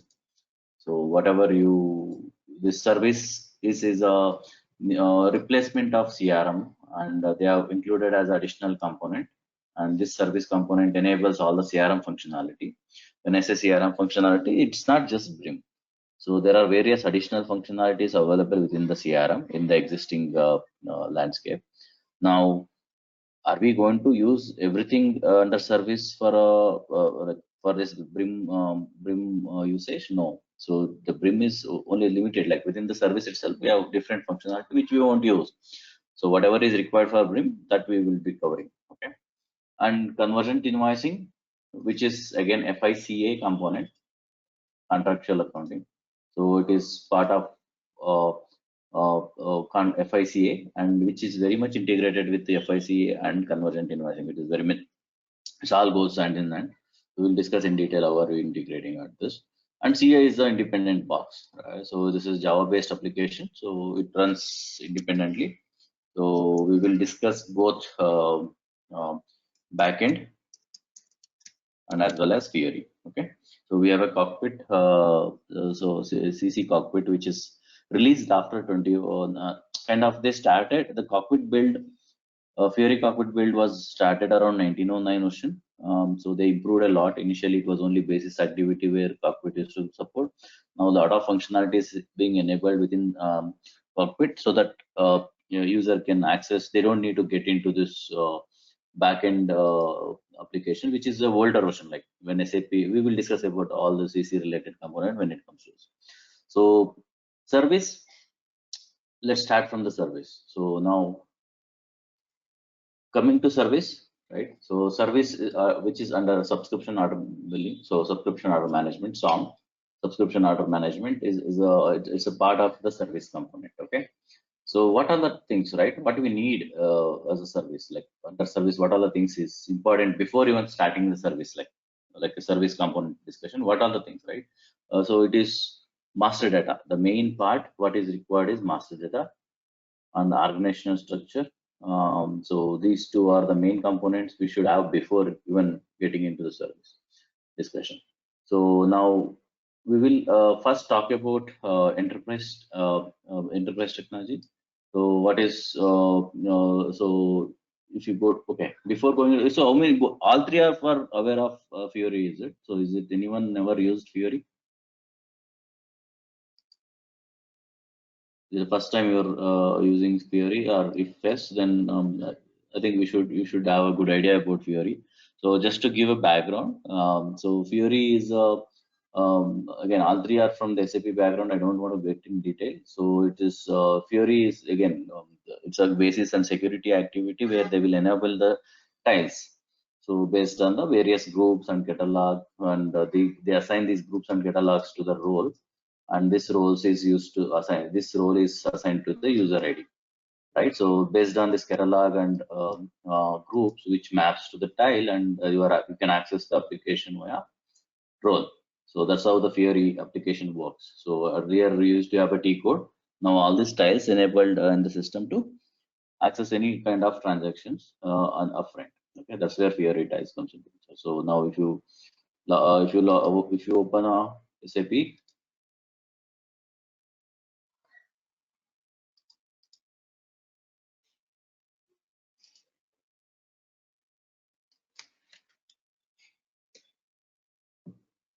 this is the Fiori access where you will all, these are all the groups which you will find. So BRIM products order, again, these are all the custom grouping which we have done. So normally you will find a subscription order management, so convergent invoicing management. So there are different groups which are available, like you can utilize those based on, like whenever you want to get into the transaction, you can get using this application, you can use. So this is a Fiori type. Okay. So now this is just a basic idea why, like in our previous training, the candidate is new to the Fiori and they didn't have any background. That's where I added this light information where you guys can just understand how Fiori works. Okay. So, and also we have a standard apps. Again, if you Google it, you will get it. Again, Fiori app library is open source, right? So anyone can access. You don't need SSID for that. If you go to any SAP Fiori library, you will find a lot of, you just search for subscription, you will find a lot of subscription related apps. So these are all the apps which, again, I just named few. there are many new apps being released in the recent past, like around last 2023 release. Also, they released some of the new apps. Okay, so they keep releasing the additional apps which supports the daily activity. So these are all the apps we just not documented. If you go to Fiori app library, you will definitely find more than this. Okay. So now this is all about the Fiori, how you can access. So if you once you get your access, like once your user ID is created, you can ask Naveen to get your user ID created, and you will assign all the required roles, where subscription order management and CA related roles, where you can access required apps to transact or create a data. Okay. So that's about the basic Fiori application. So now coming back to organizational structure, right? So what is organizational structure? What is enterprise? So if you go to SPRO,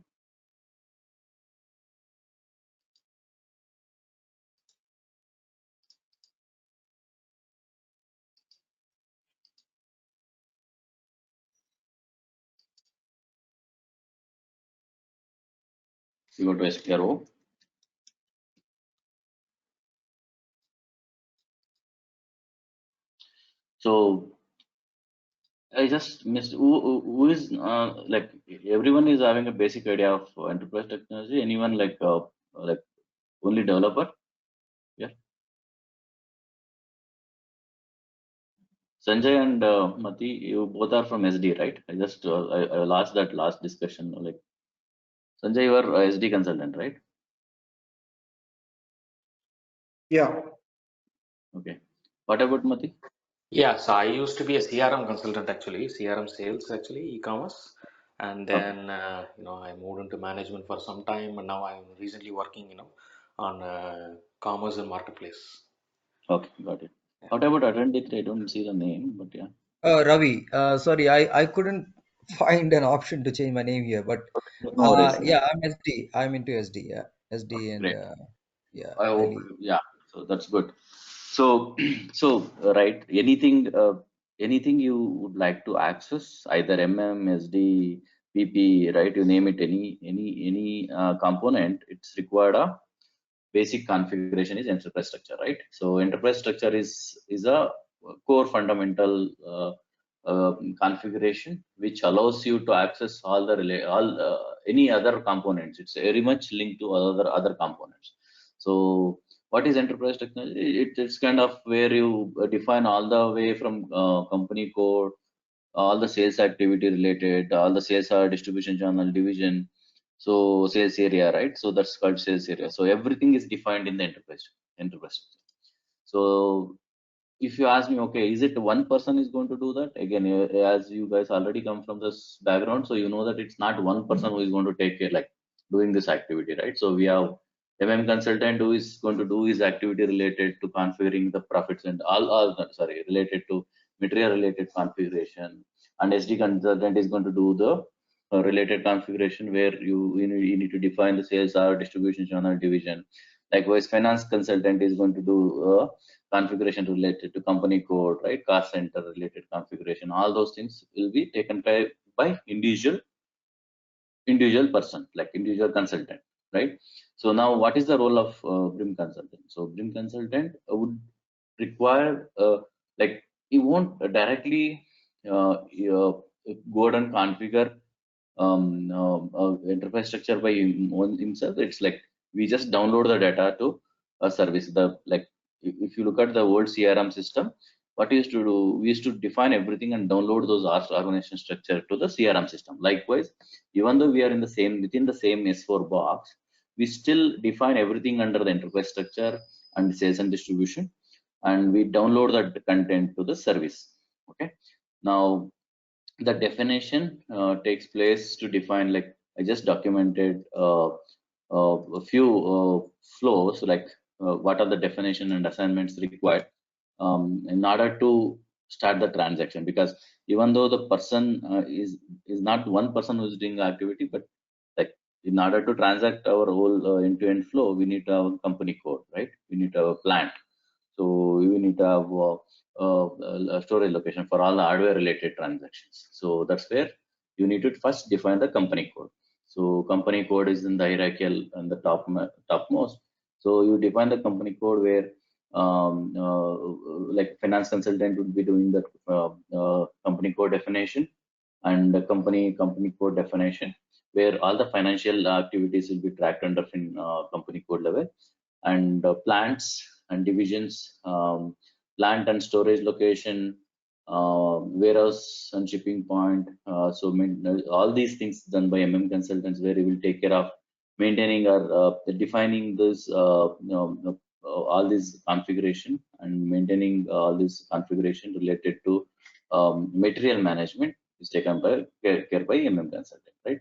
Now, why, you might ask, why? Because subscription is nowhere directly linked to right? So why we need this definition? So like when it comes to subscription, it's not only a subscription product you create. You always, like now it's like a device as a service, right? It's always directly links to your it's links to your subscription order management. So now device as a service, where you take an hardware product, you are renting it out, right? So all these Xerox machines or MRI scanning machines, all these nowadays,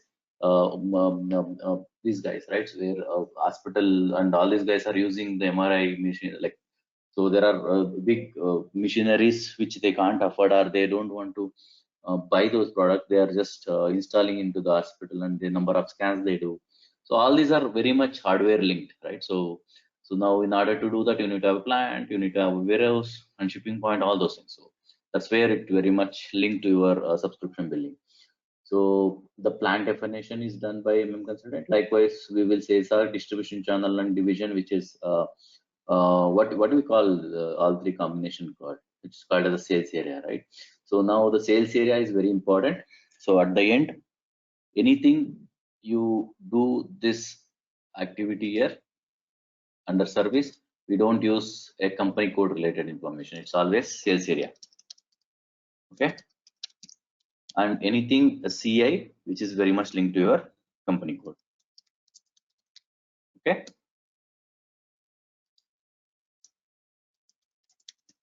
Company code. So okay. So anything related to finance, it's under CA. So it's company code related information, and service will be using a sales area related information. So this is about the defining your company code and distribution channel, like company code related and sales related one. Now, if you go back, I know you guys might be already done these activities. Just quickly show the path. So here, all this financial related company code definition you will be doing here, and defining the company code and sales area related information, where you will defining the sales or distribution channel and division. Now, if you ask me, do I need to spend time to build my own enterprise structure? It's up to you guys. Okay. Now, if you have an end-to-end idea, like example, you want to, it's not just defining a company code, right? You have to create a fiscal variant, all those things, right? So it's not just one, I just define the enterprise structure, it's done. No, it's not going to work that way. You have to define all these material variant definition and fiscal variance, fiscal year period, all those things you need to define for your company code. So my suggestion is, we have already a defined company code, which is I had done that end to end. So you can utilize that company code and sales or distribution channel and division to work end to end. Okay. Now, if you are interested to build all this enterprise structure all by your own, and you want to have a financial, like you guys have a fair understanding on the finance side also to define all those things, well and good. You guys can define your own enterprise structure. Okay. It's so I'll give the enterprise structure, which is already defined one, so you can use that. So that's VJ01 VJ. So that's a sales area. VJ is distribution channel and division. Okay. So you can use this as a sales area to transact any of the, you either creation of a master data using this, or you can even create your own and sales area, and you can utilize the sales area. Okay. So now company code is VJ01. Okay, it's open for question. Any guys, any questions are around this?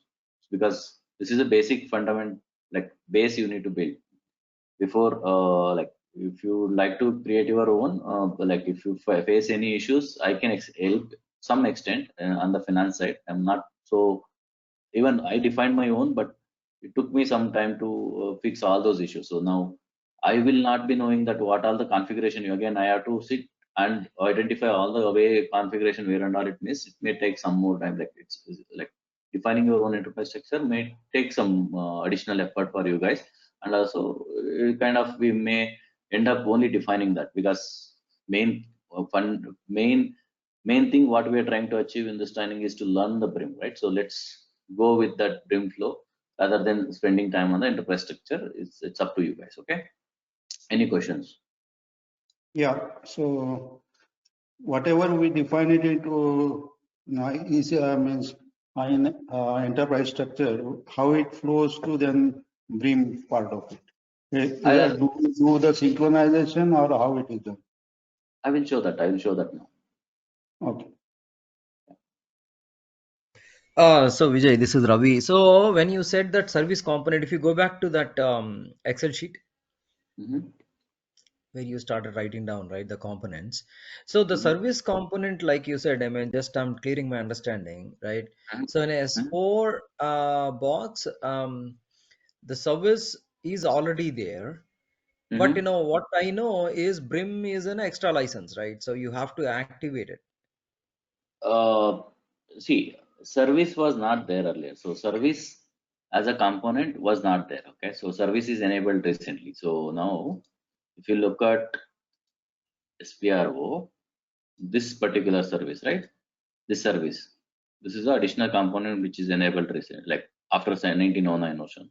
Okay. Yeah. So Yeah. So I'm referring to the latest versions only. So when if this service is here, how are they controlling BRIM activation? Because you have to opt for, right? You have to pay for BRIM, right?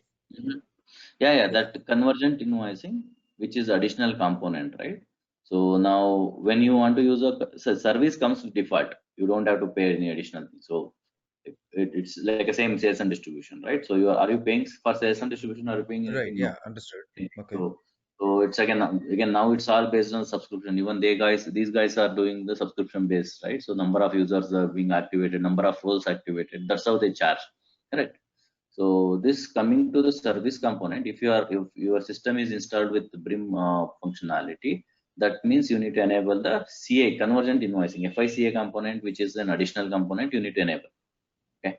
So and again CC is the additional server.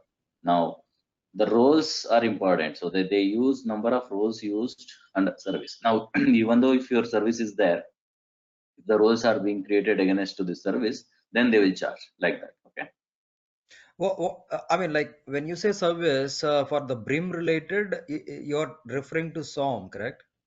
Yeah, service under service SOM, subscription order management. Yes. So are you? So you are finally saying that though I am actually not as an organization, I don't want BRIM, but I'm still getting SOM as standard in S4. Yeah, right. Oh, so it comes by default. Like now the way you get right product and customer service, all those things. So the same say services will come by default. You don't have to add any additional component. Okay. But I may not be able to use SOM. I mean, like the contract capabilities, right? So you create mainly SOM is a lot of capabilities in contract and things like that, right? Flexibility in changing dates or what, all those things in midway and all that, right? So all that I may, though that's there, but I may not be able to use it because of the roles that are restricted again. Exactly. The roles are restricted, right? And second thing is what see at the end SOM, if you're using SOM, you need to have the full end-to-end functionality, right? Just using SOM won't work for. So you integrate with your CI. So now if you need to use integrated CI, then you need to enable the BRIM, right? The whole capability you need to enable.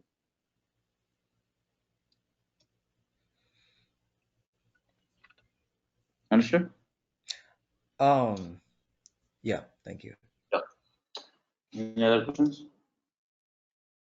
Okay. Take it as no. let's move on.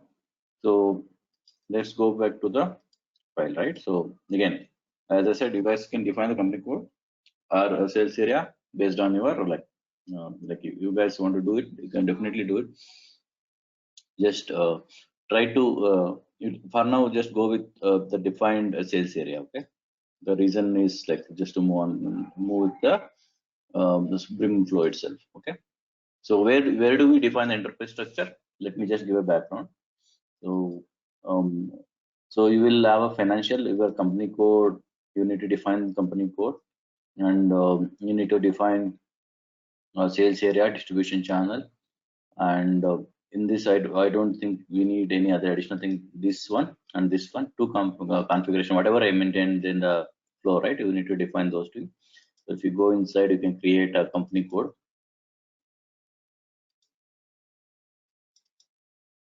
So if you enter new, you can just see here, right? So you go to VJ01, you will find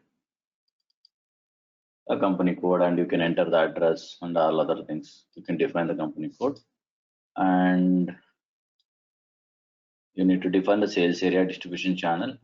So sales or distribution channel under sales and distribution, and you will have under this plant you can define here, and location, division here under the logistic general. So this covers the whole sales area configuration. And again, so what is the meaning of division? Why we call division? What is the distribution channel? Because you guys are from the SAP and you have fair idea under sales or distribution channel division. I'm just not going in detail like what is division, why do we call division, right? So that you guys have the background, right? So plant, what is the meaning of plant, right? So where do we produce the products, or you assemble the product? That's where plant. So I'm not going by definition what is plant. So since that's a basic understanding you guys comes with. Okay, this is all about the enterprise structure where you need to define and assign. So definition, this basic setup should be there in order to you utilize the BRIM functionality end to end. Now, is it every time, like example, if I'm already there in the SAP Word and I would like to utilize the BRIM functionality, do I need to define this? No, because that's just a shift over, right? So you're moving your sales or existing sales flow to subscription flow. So you will be using the same old company code, all those stuff. So we are not going to do this whole enterprise structure again. Okay, clear? So now coming to BRIM, like, okay, now I know that, okay, enterprise structure is defined in this flow, but how exactly it connects to BRIM? So someone was asking, right? So how exactly it gets that enterprise structure links, how exactly it links to the BRIM land process? Now going back to a service. So under service, master data. You have organizational management. So what it does is, earlier in the CRM, we used to download from the ECC box. So ECC we used to download. So now within the S4 itself, right? So they are given a single touch point where you can transfer the organizational structure, sales or distribution channel and division. What is this called? This is a sales area, right? As I said, so here we don't worry about the company code. So we just worry about sales area, right? So what we are going to do, we are defining this sales and distribution division. And again, sales office and sales group are not used within BRIM process. It's like it's meant for service where for other functionality. Okay. So now sales or distribution channel, once you define, it's automatically comes up here. So you just need to select the given sales area. I'm just selecting randomly. So now you can generate the selected line. Okay. So now when you generate the selected line, so you can just select so any of the number, and or even you can create a new organizational unit. So now what it does is it will give the warning whether if there are any errors or if there are any issue, it will give a warning. It's generating, it's trying to download that information to service component. Okay, this is what I selected, right? So it's green. If it is a red, means there are some issues where you need to fix it. Now, once you save this, what it does is you can't go back, you can't change it. It gives a warning, so you can't reset it. Once it is generated, means you're done.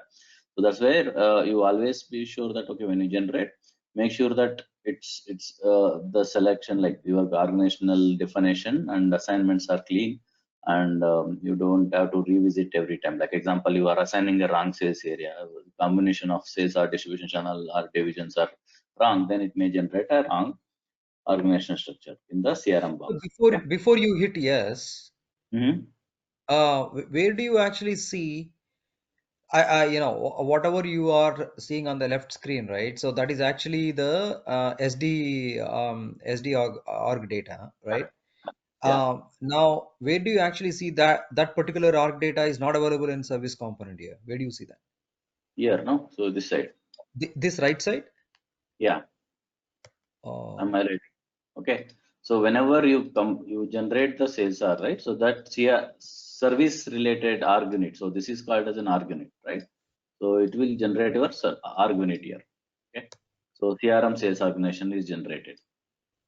So for a combination of your sales or distribution channel and division, actually it's not a combination. Like for this sales organization, this is the sales organization. So this is SD sales organization. It's a CRM Oh, sales I organization. see. Oh, okay. So it's similar even for the pricing procedure assignments and things like that also.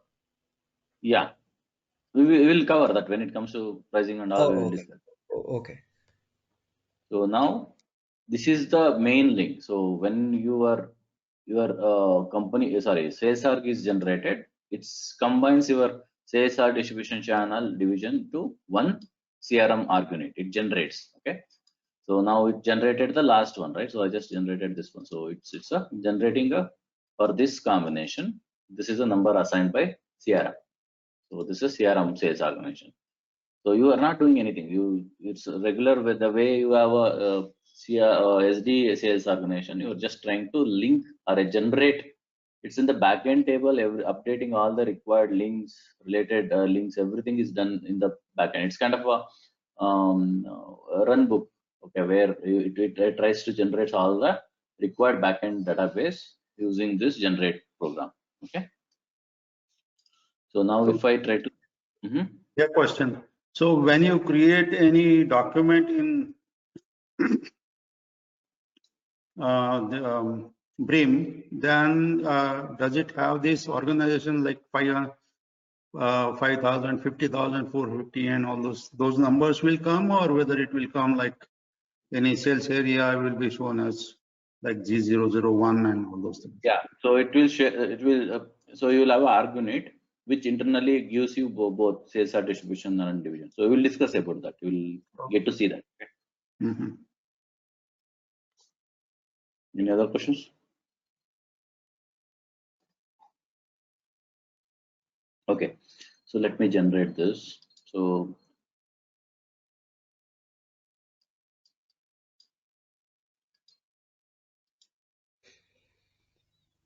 okay. So it generated. So now what happens in the backend? So just to show the example, right? Now it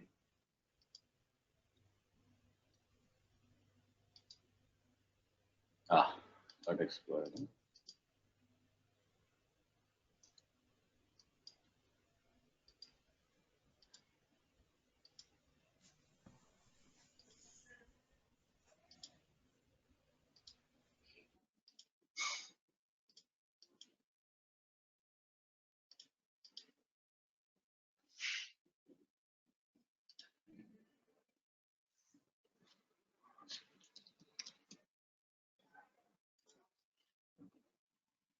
Okay, so now you'll see the CRM where you will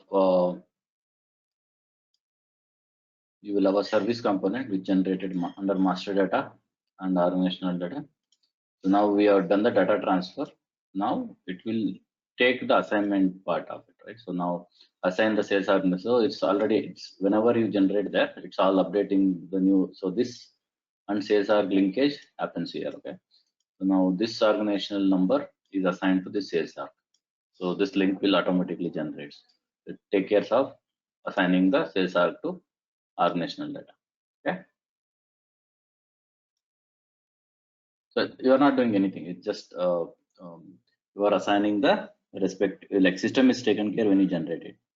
So now for other CRM components, it's all like SD Office and other different like functionality. They use the SD sales office and sales group related other activities. Okay, and even plant.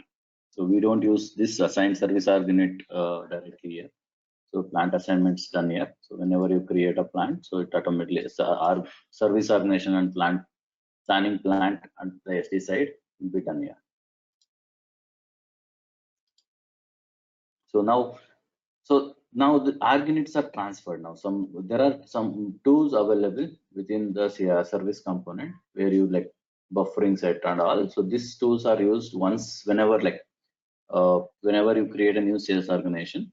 So you will use this tool to clean up the buffer data. So now cluster, say for a sales and service, you are using a cluster database. So this is all set by standard. You should not change anything on this.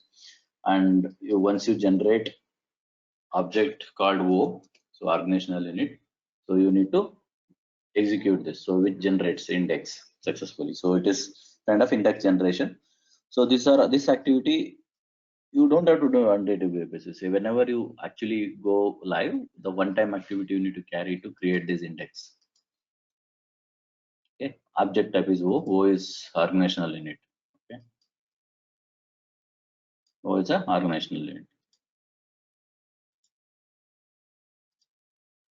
And check the attribute maintenance settings for maintenance. So these are all like SAP given tool, which you can check all. Okay, if there are any errors in the sales view, yeah, so there are errors, right? So it will show you what all the sales org units are having an error. So you can always find number of errors here. So this is a tool where you can find the errors if there are like what kind of errors you have. Like let me show you one.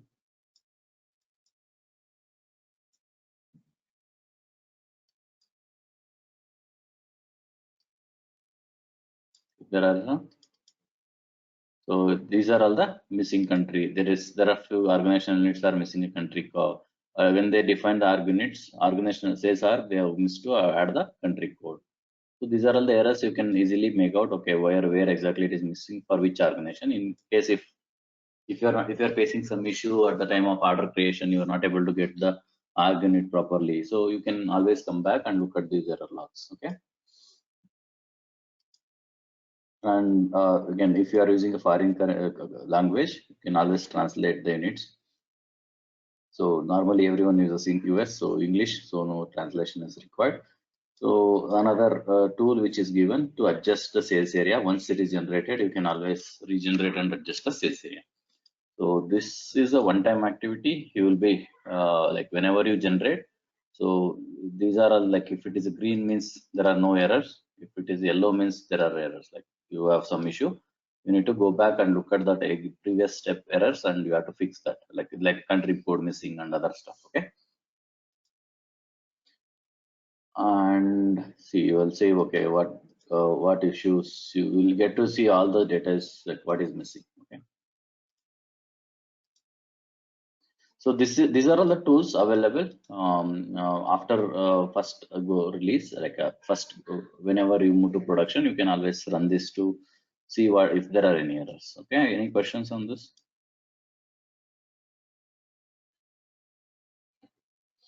So going back to the presentation, so the same thing, whatever I explained now, it is documented in this presentation. You can always refer back the steps in case you guys don't follow the path. Okay, like if you're not able to find, you can always refer this where you can actually find the configuration path.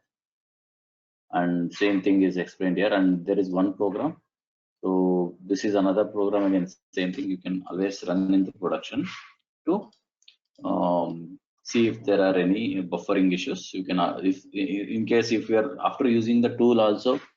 You are not able to get the sales organization data into the subscription order flow, then you can always run this program as a standard like what it does is it just clears the buffer if there are any errors. So like if you see C38, so it deletes all the buffer data if there are anything. So you can always run this, which is not going to cause any issue. It just clears up any attributes issues. Okay, buffer data is going to be deleted. That's also a step with, like, you might have to update the buffer after determination is set to executing the report. So you can execute this report to clear off the buffer. So that's on the organization structure. Now we have a master data, our enterprise structure, where it tells you, okay, now you might wonder, okay, where this company code is going to be discussed. No, not here. Service under service, it's only the sales area. What you defined in the SD structure will be downloaded as a organizational unit in CRM. That's what we do. So other than that, we don't define anything as standalone enterprise structure. There is no direct configuration as such where it supports only the CRM. It's always the data transfer happens from the whole enterprise structure to service box. So, okay. So next topic is on the business partner. So earlier, okay, before going there, we'll talk about in the Excel. So now we have a sales area which is under service. We know that, okay, sales area is very important. That's under enterprise structure, which we define. Now coming to business partner. In the CRM world, it always business partner. Like partner, we used to use a business partner to transact any CRM related transaction. Like, but when it comes to ST in the ACC, we used to use a customer, right? Customer, vendor. So we had a different T codes for every type of user. Like example, if it is a vendor, you used to use a VD01 and XD01. All those T codes we used to use, right? So now, when it comes to business partner, it's all based on when the SAP moved out from the ECC to S4, and it's always brings up with us business partner. Now, is it business partner is specific to BRIM, or is it specific to any of the functional team? No, it is a business partner itself, an independent MDM, right? It's the material master data. So sorry, master data management. So now it's part of your MDM data flow, like. So business partner is a core party who is going to support your all the sales related activity, either recording the either purchase or sales or employee, you name it, anything. Everything is under business partner. So now this whole business partner, which is required in all the way from CRM, service, CI, and conversion charging. All these systems will be using the business partner, what you define. Now we will discuss what are the basic roles required in the business, because business partner it is having various roles, right? It may play any role. At the end, what is important role which is required for you to use the subscription billing. Okay. So now in general, you will be defining a central data and name and address and other stuff like related to the party, whoever is purchasing the product or whoever is involved in the transaction. So for central data, name and other things will be defining, and company code specific data, which is FI customer for FI customer. So this comes under the business partner role, general role. Okay. So all this central data related information. Likewise, FI customer, where company code specific data for reconciliation account, terms of payment, everything is defined under FI customer. Like earlier we used to create a VD01, right? Where finance company, like when you get into the XD01, you used to get into the company code and define all the related company code related information. Same way, because by selecting a FI customer, you will define all this information. Likewise, we have a contract partner. So this is a specific BRIM related role. I would say that it's not specific to BRIM, but it used for a BRIM functionality. Earlier also we had a contract partner before BRIM, like where we are bill first and other different industry specific functionality. The contract partner MKK role was there, part of a convergent FICA, part of FICA, and they use this contract account. Now, this FKK role is very important in this whole data flow, where this make sure that okay, the subscription flow is taken care with this part MKK contract partner role, and this role is defined and supports your subscription transactions. Okay, so without this contract partner role, you can't use the business partner in the subscription. Okay. So now So that's a example. different number, right? Contract partner will be a different number compared to a BP number. So when you It's a, actually push the data into CC, right? You will actually push both the numbers or just the contract partner number. who said that it's a different number? I didn't get that point. So contract So partner. BP, when you create a BP, right? So you get one number, let's say 1, 3, 4, 5, 6, whatever it is, right? Uh-huh. And when you extend the role of contract partner, Uh-huh. you get a different number, right? See, No, something like, oh, it's the same business partner. So you don't get confused with the contract account and contract partner. Okay, contract account is different. We'll discuss about that. no, Vijay. So what I'm trying to say is, see, when you actually, let's say, when you create the BP, that's with a role FL. I don't remember what it is right now.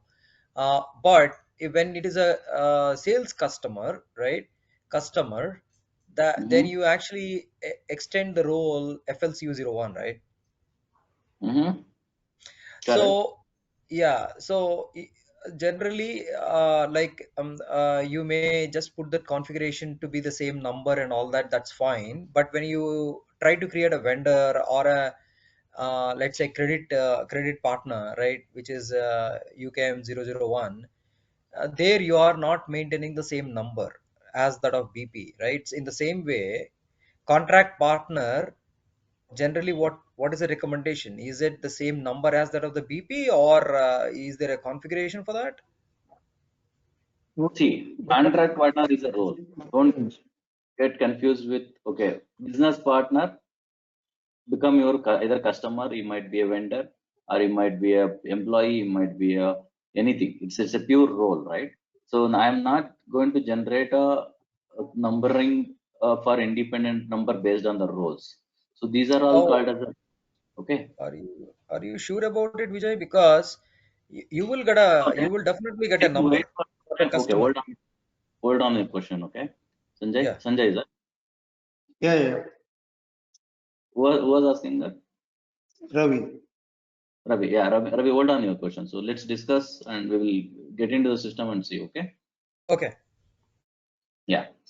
So contract partner is an independent role, and this role is used for defining a business partner, and business partner will use this contract partner and contract partner role. And when you contract partner role is used, you can create a contract account. That contract account is a separate topic. We'll discuss about it. So in order to use your contract account, you need to have a contract partner role. Likewise, you will have a sold to party. So sold to is nothing but your customer role. Okay. So this FLCU 001, the customer role, which is the existing XD01, the way you used to create a business customer, right? So you use this sold to party as a sold to party or a customer where customer vendor integration which happens and creates this customer as a business partner. Okay, so let's look at in the system how exactly we define this in the system, right? We'll discuss about conversion charging later. So let's go back. So let's say you are creating a BP. Now again, what is person, organization, group? So you can either use person or organization. It depends the way you want to use. Like if example, if your customer is a B2C, so customer is a end user and is a individual user, you can always create a person party. Likewise, organization is like a company where you are selling the product to the company, so it's always good to have a organization. So like In group, we won't use it. So either person, party, or organization. So let's discuss about the organization, right? So when you enter, this is the role which you are trying to create a business partner. So this is general role where you all your general business partner related, which sits under beauty 001, beauty 001. So all these tables are stored with sorry, stored with information whatever you enter here. Okay. So as I said, there are various other options available within this business partner to maintain either identification, controls, payment related status, and other stuff. Okay. So let's say batch new 50 something. Okay. Let's say this guy address is 2, 3, 4, 5, 5. You're doing this in Fiori or you're doing this in GUI still? GUI. Oh, okay. Yeah. Why do you want to use Fiori also? I think that or It's okay. It doesn't matter, right? right. But I think more of nowadays they want us to use Fiori. Yeah, just Yeah, wanted to see it's who a is the web-based. server behaving. Yeah. So it's a web-based GUI only. So it's not a Right. backend. Yeah. So even if you use the Fiori app, also it will take you to the same thing. So you can use. Oh, okay. This is web-based GUI, is it? Okay. Yeah.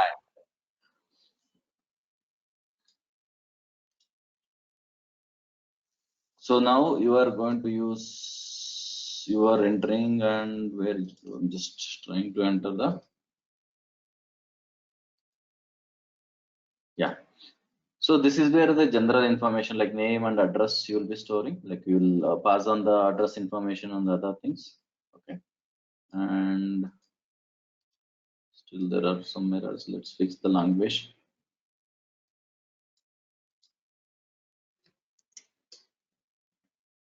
Okay. So now this is where first this is what it creates. Like this is the number which generated as a business partner, right? So this is my business partner number. Now he's not a customer yet. Either he's not a customer, he's not a vendor, or he's not an employee. He's just a business partner for me. Okay, I can't just use this number to transact, right? So I can't create any transactions using this number. So what exactly required to transact is the required roles, right? Now, if you look at, there are only finance service BP, which comes to default because someone is made it default. So, and see if even someone is copied this 0001, created another 9200 as a business partner because it's shared system, right? They keep playing around. So, excuse me, sir. So, business partner, which involves your basic information, general data. Now, when it comes to, let's go to change mode. So if I need to, you don't see any company code or a sales area information in this, right? Now, if you look at FLCU 001 customer, when you use this customer role, so you will get an additional view, sales and distribution. That's where customer vendor integration takes place, right? It's like you are trying to create a business partner where it links to your customer, like existing one, KNA1, KNVV, all those things which come into picture once you select the role. FLCU01 is something which enables your sales view. Okay. Now, if you get into sorry, get into the sales arc view, sales organization view. So you will have a sales area data. So where you can select. So this is again, it's nothing to do with your sales arc unit, what you defined in the CRM. It's a very much general, right? It's generic database. So VJ01, VJ. So let me define it for this organization. Okay.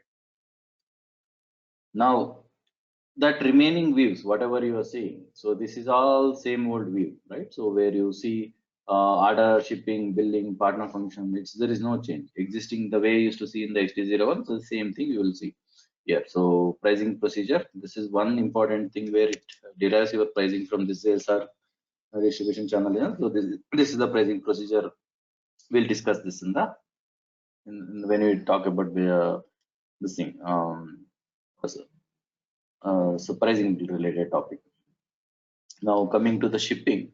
So under this shipping again, now if you are just using a subscription based product, these shippings are not like shipping related information is not that important. When it comes to hardware, if you are using your hardware product to sell the subscription, then you need to define the shipping point and delivering priority. All this comes into picture. Okay, so all this information takes place only if you are using a sales flow, like where hardware is involved. Okay, billing, since we don't use the SD based invoices, so it doesn't matter like if you like pricing, invoicing dates, all those things not comes into picture.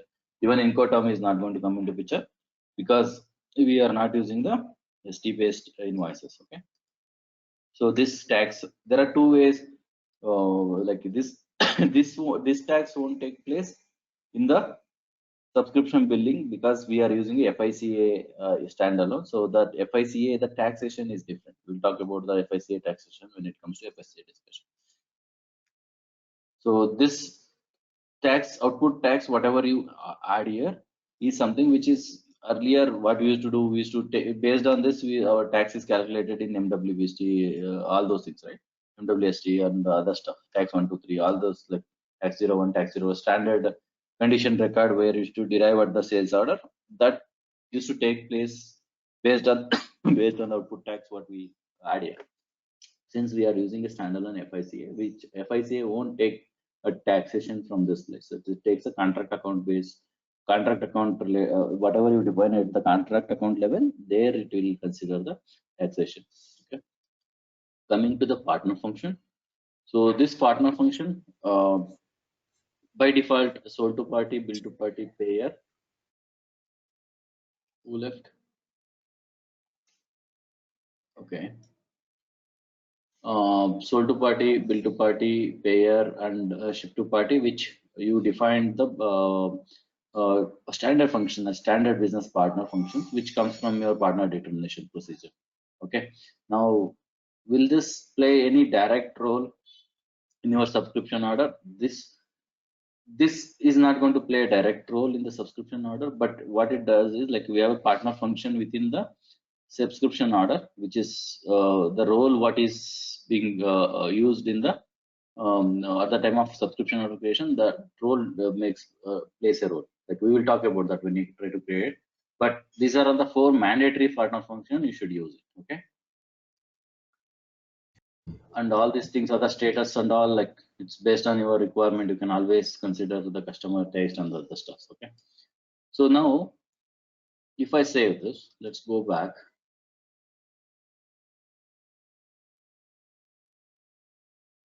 Now, let's go to switch mode to display. So now you will see total 3 rows, right? Now let me go to the basic view, general data. Now under this general data, customer general data. So I think someone was asking, right? Number range. So if you see here, this number is used this row. This is a different role. This is it's totally generated a different number.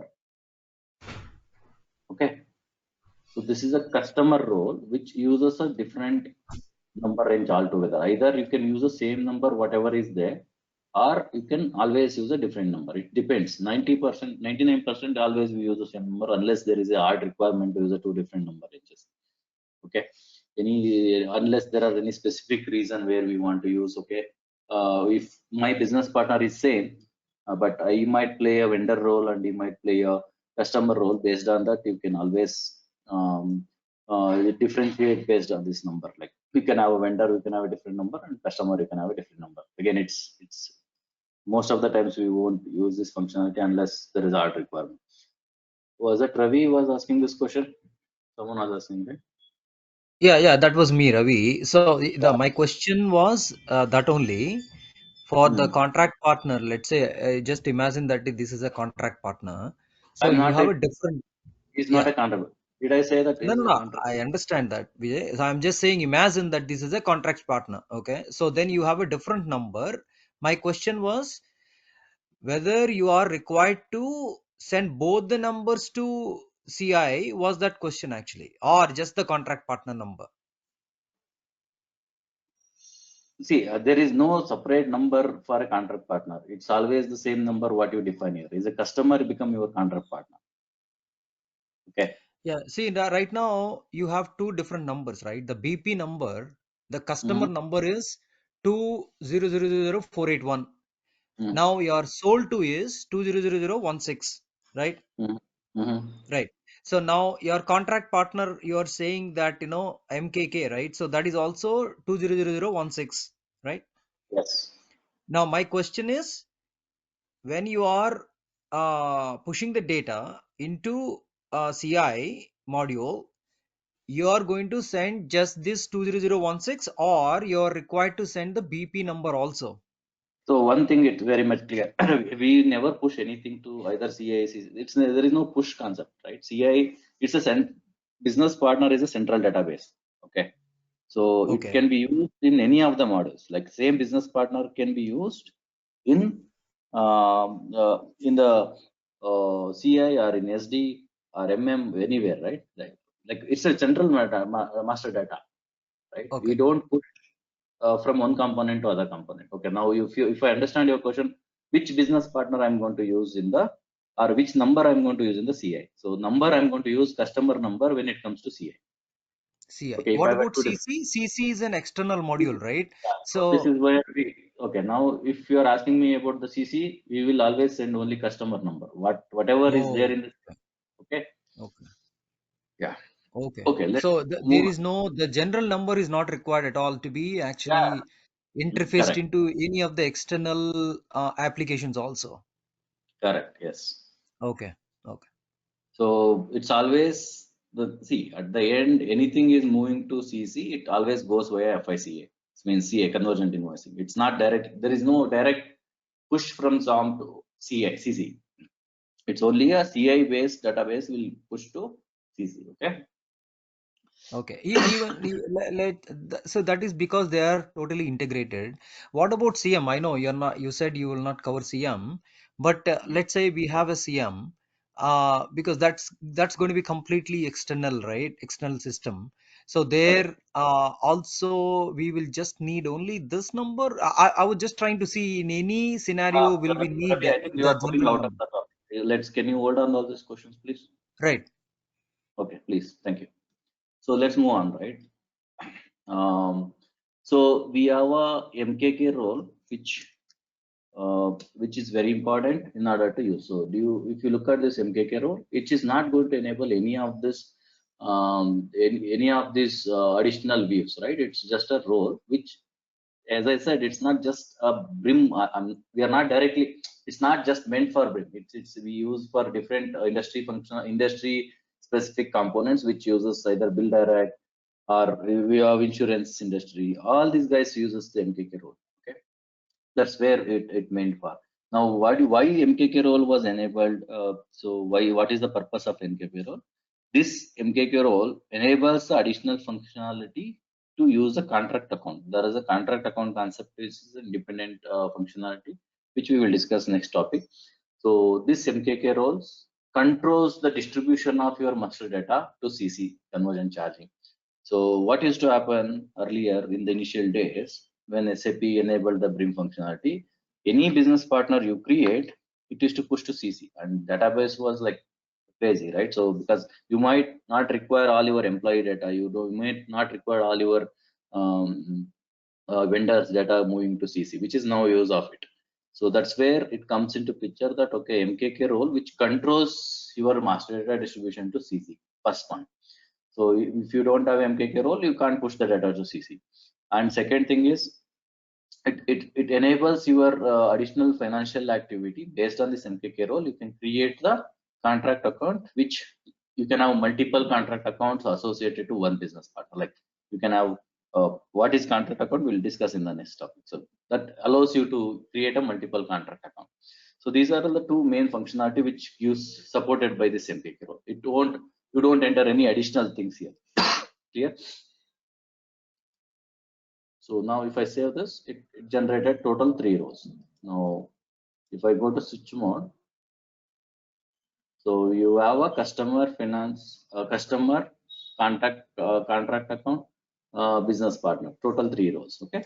So now what is left? So the left word is FI customer. So FI customer, you can define FI customer role. Again, it's not, unless you are going to integrate with FIAR, it's not mandatory to use FI customer, but then 100% every company will have a FIAR integration. So now you can always define the FI customer role, finance, customer finance accounting. So when you define this, it will enable your company code related information, right? So now if you go to the company code, you need to define the GL, reconciliation account, and other things related to sorry, payment related to the specific company code. I think, yeah, so GL is not there, that's why reconciliation GL is not defined. So that's why I'm not able to enable this customer account. Someone deleted it. So but it's not for me to transact. I don't require FIC in order to transact within the BRIM. I don't require this finance, otherwise, unless you integrate it FIR. Okay, just canceling this because there is no GL. And now let's go back to SPRO. So how exactly this business partner is configured, right? So basic things. So let's go to finance here. You first thing you have to define a business partner roles. Like define in the sense it comes by standard. You don't have to define as a brand new roles, because all these customer and all these roles, right, comes by standard. So you are not going to define MKK role. All this comes by standard. Like you don't have to define anything. So MKK role will not come by default. When you enable the FICA component, it generates the MKK role. Okay. So cross application components. Under class application components, you will be using the business partner. This business partner, I am not able to get SAP business partner. Under business partner, you will have a business partner here, and under this basic settings, you can see all the configuration. Like first thing is number ranges, right? So first thing, again, as I said, rows comes by default. You don't have to define anything.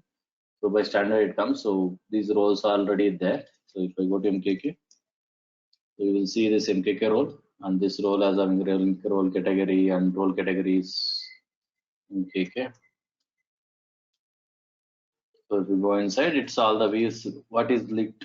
So there is no additional business transaction as such. It's all comes with standard. So you don't have to define anything additional. So these are all the roles enabled within SAP by standard. Now going back, what is important is the number range, right? So number range, define number range. So let's imagine that, okay, we are using GI, G2. Okay, here Z1 and Z2. Which one is default now? Someone changed the number range. Okay. So mine is VJ is the number range which we are using, and VJ02 is the external. Okay. Now this is a number range which is just generated, right? So we just created a business partner with this number in 48. So now, sorry. Sorry. So this VJ is a internal number range, and this is external number range. So when you try to create a business partner,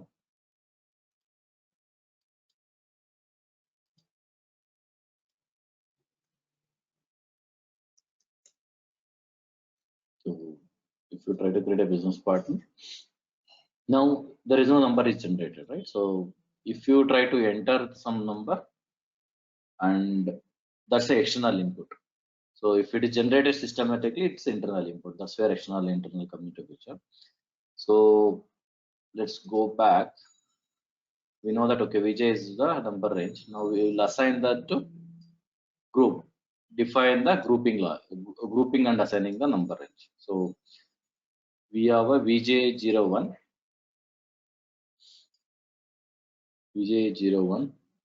which is, so we have VJ01 as an internal number range, okay, and this is a standard one which is we are using, and same thing VJ02 is the external, okay. So we are using two number ranges, one is external and internal. So since, see, internal standard grouping, external standard grouping, what it means is when you try to create a business partner, if you are not selecting any grouping here, so these are all the groupings which you can always use.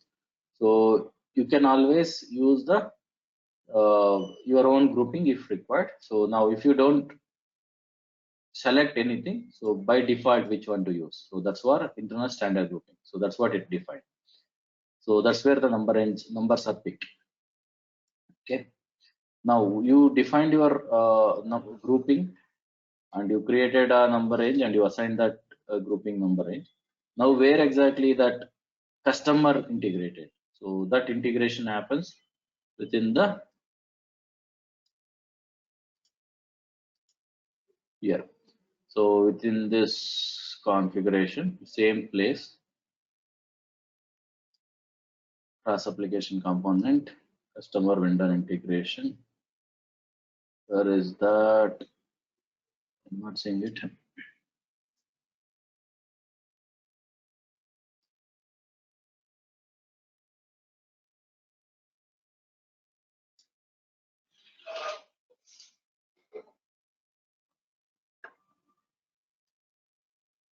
Master data synchronization. Under the master data synchronization, you will see the customer vendor integration. Under this, you will see the business partner settings.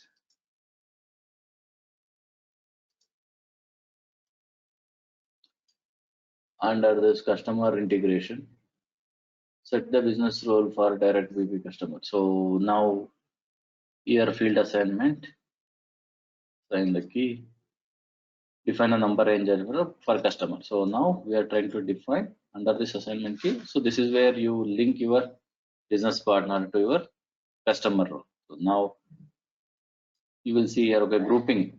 That's what we created a grouping, right? So we created a grouping VJ01, and this is where grouping VJ01 and VJ01. So this is account grouping. So account type. So account grouping, and this is here like business partner grouping. So if you remember, or if you guys already worked on the existing Word, where earlier we used to use this account financial under financial management. If you go to financial management, we financial accounting, account receivables payable, customer account, master data. So under this master data, you will preparing for the customer data, where you will define the accounts here, right? Defining the account and account screening, all this old way of like customer we used to define, right? we used to create account grouping, so that old as is, no change in that. So you will be defining the account group here. So this account group, which is VJ01, this account group is a VJ01. You can define your own account group, like VJ01 is there. So this account group, you are assigning the number range for that account group. Define and number range assignment for this account group. Where is my number range? My number range for account. So first thing is, this is debtor account group, and we have Z1 and Z2 number range, and here where what happened to external number range here, 2 series.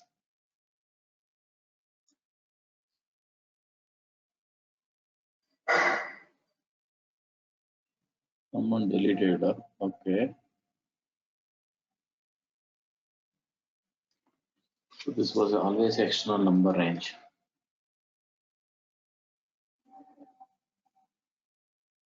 So tour series, it was an external number range. What happened to that number range? Let's define new one. Okay.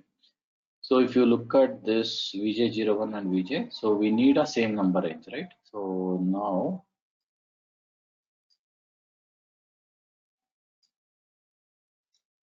go back here and see what number range is assigned for VJ. 01. Assign the number range for the account group.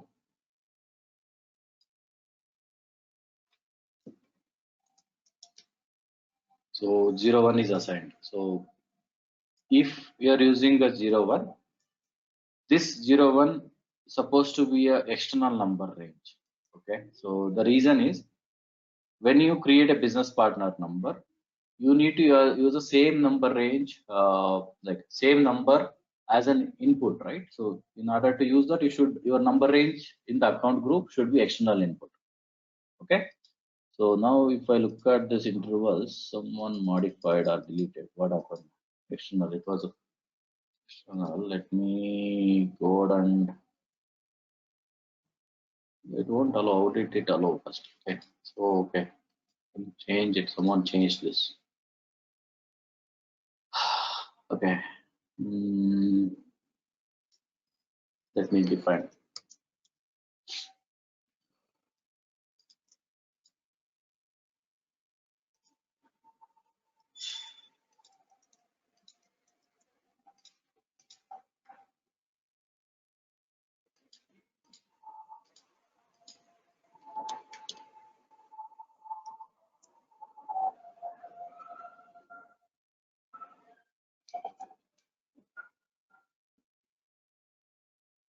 First, I need to end this number range. Okay.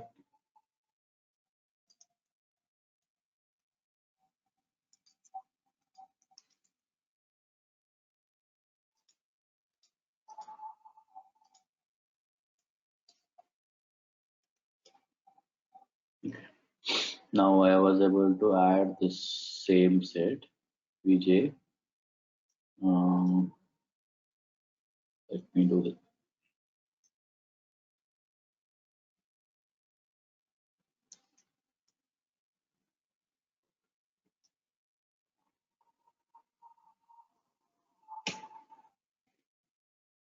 And set as external.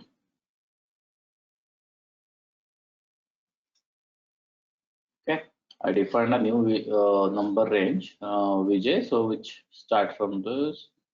Let's go back and change the number range assignment here to VJ.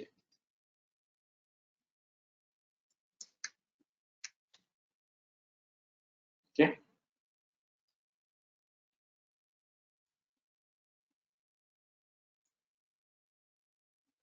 So now you come back this and try to use same number. So this makes okay. I'm using number range of a grouping VJ or not different. Okay, what is the number range difference? Let's look at now.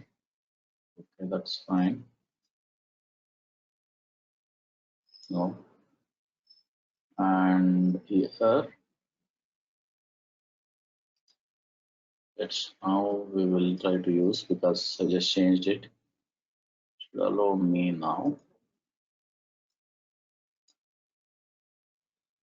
Ah.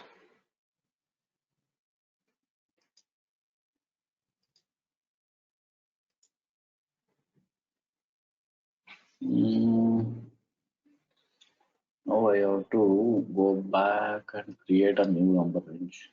So under business partner, under this guy, business partner, account group, business role. Okay, define the role. Number range, define the number range. Now in this VJ,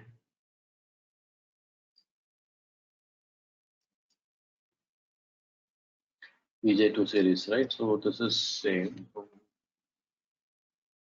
Should be fine here.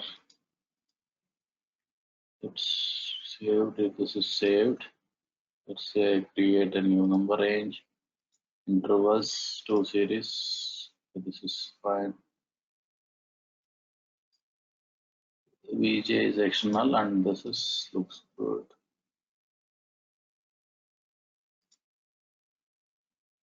Okay, I have to use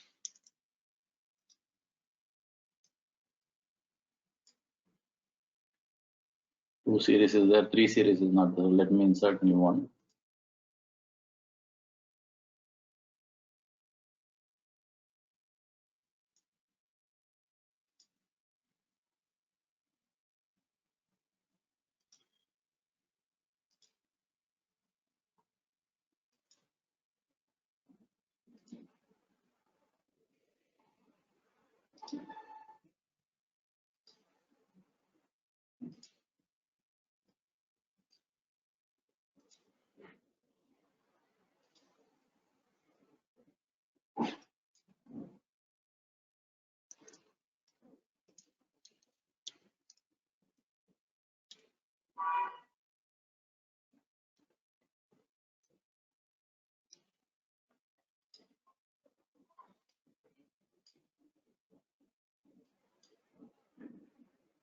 So I'm trying to get rid of this guy first because someone modified this.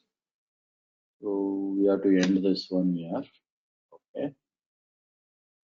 So this one, then we will go to V1.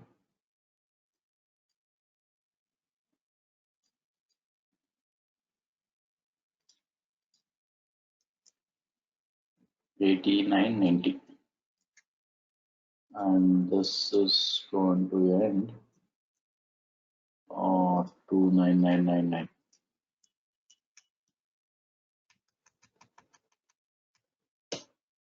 Okay, cool.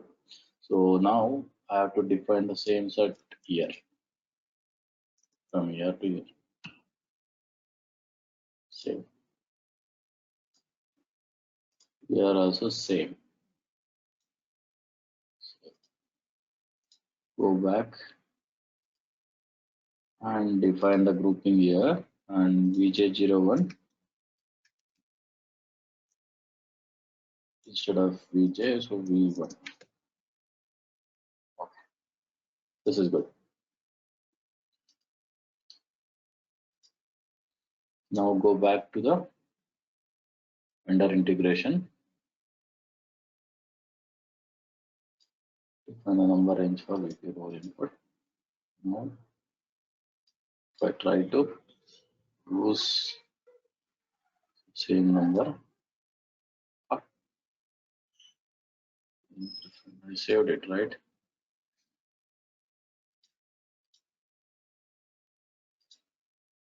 Add.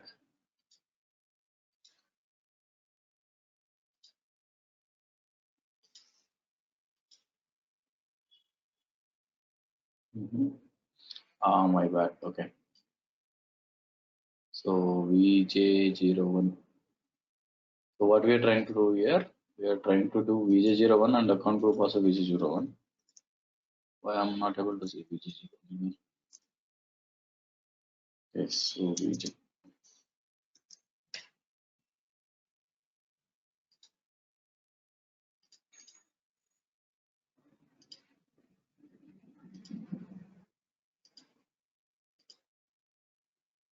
Okay, now we should be able to save. Understood, guys? What I did actually? So any questions? Like the way, like the main reason why I was not able to have a same number, the reason was in the business partner grouping, we had a different number, and someone removed the external number input from the uh, account group level. So that's where it was trying to create always a new run. Okay. So now if I try to go ahead and create a new business partner,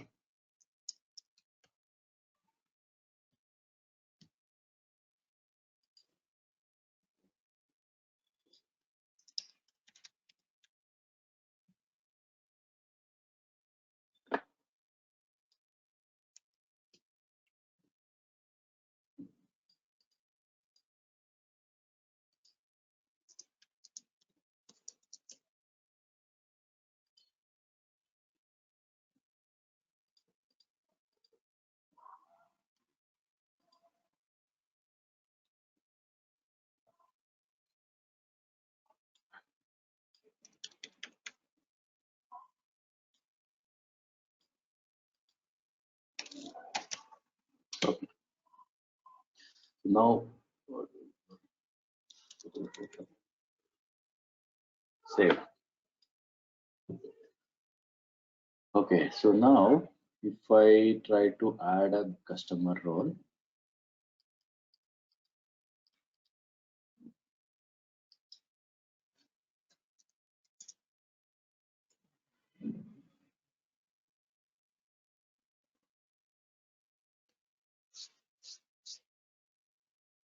sales area.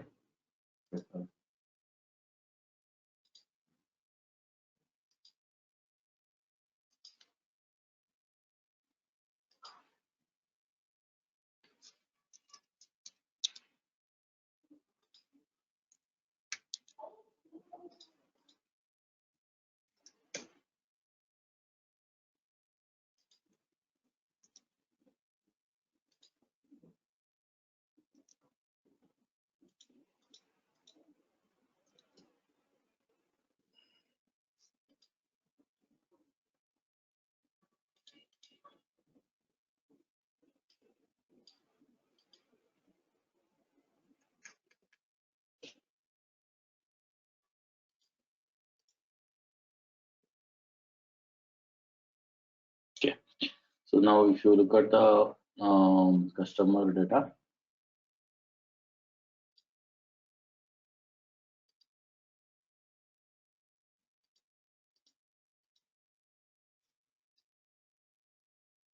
so the same number ranges aside. Okay, so now we are going to use the same business partner and customer number is always same. So now, like if you use the other approach, you will have a two different numbers, but normally, unless you have a specific reason to have multiple numbers, you can always use the same number range, which is easy to maintain, right?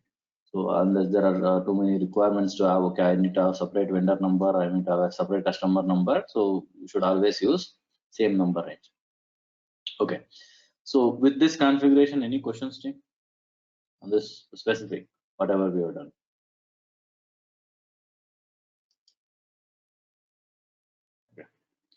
Let us know. So for the BP, you had external number. This is Ravi again. So this for the BP, you had the external number, and for the customer, you had an internal, I think, correct? Yes. Earlier Okay. it was that. Now we modified it to external. Uh, for customer, you modified to external. Yes. Okay. So BP it was internal, and earlier the customer also was internal. That's where it was trying to create two different numbers. Now when we have external as an customer and BP as an internal, so it matches the same number. Okay. Okay. Yeah. So now let's go back. Okay. So now what we discussed all these roles related to what is in, like why do we use customer and other stuff, right? The configuration behind it. Now when you, this is not a push to this business partner. When you create it won't directly push to CC. Okay. So it, as long as customer is created and you don't have any subscription transactions associated to this customer, you don't need to push this, like you don't require this business partner here in the CC system. That's right? So this business partner is pushed to CC only when there is a subscription transaction is submitted, like there is a transaction against this business partner. Then only it takes all the master data along with subscription related data to the CC system. That is called as a joint distribution. So it won't push everything at, like individually, like either this one or any contract or anything. It won't move to CC unless there is a final contract, subscription contract, or nothing but provider contract created in convergent invoicing. So it won't push this data to CC system. Okay. So it waits until the transaction occurs against this partner. So when it tries to push this provider contract, that is called as a provider contract in CI, convergent invoicing. So this provider contract, when it's trying to create in CI and it's finally sends to CC, like at the time of sending to CC, it looks at, okay, whether this business partner is already pushed to CC or not.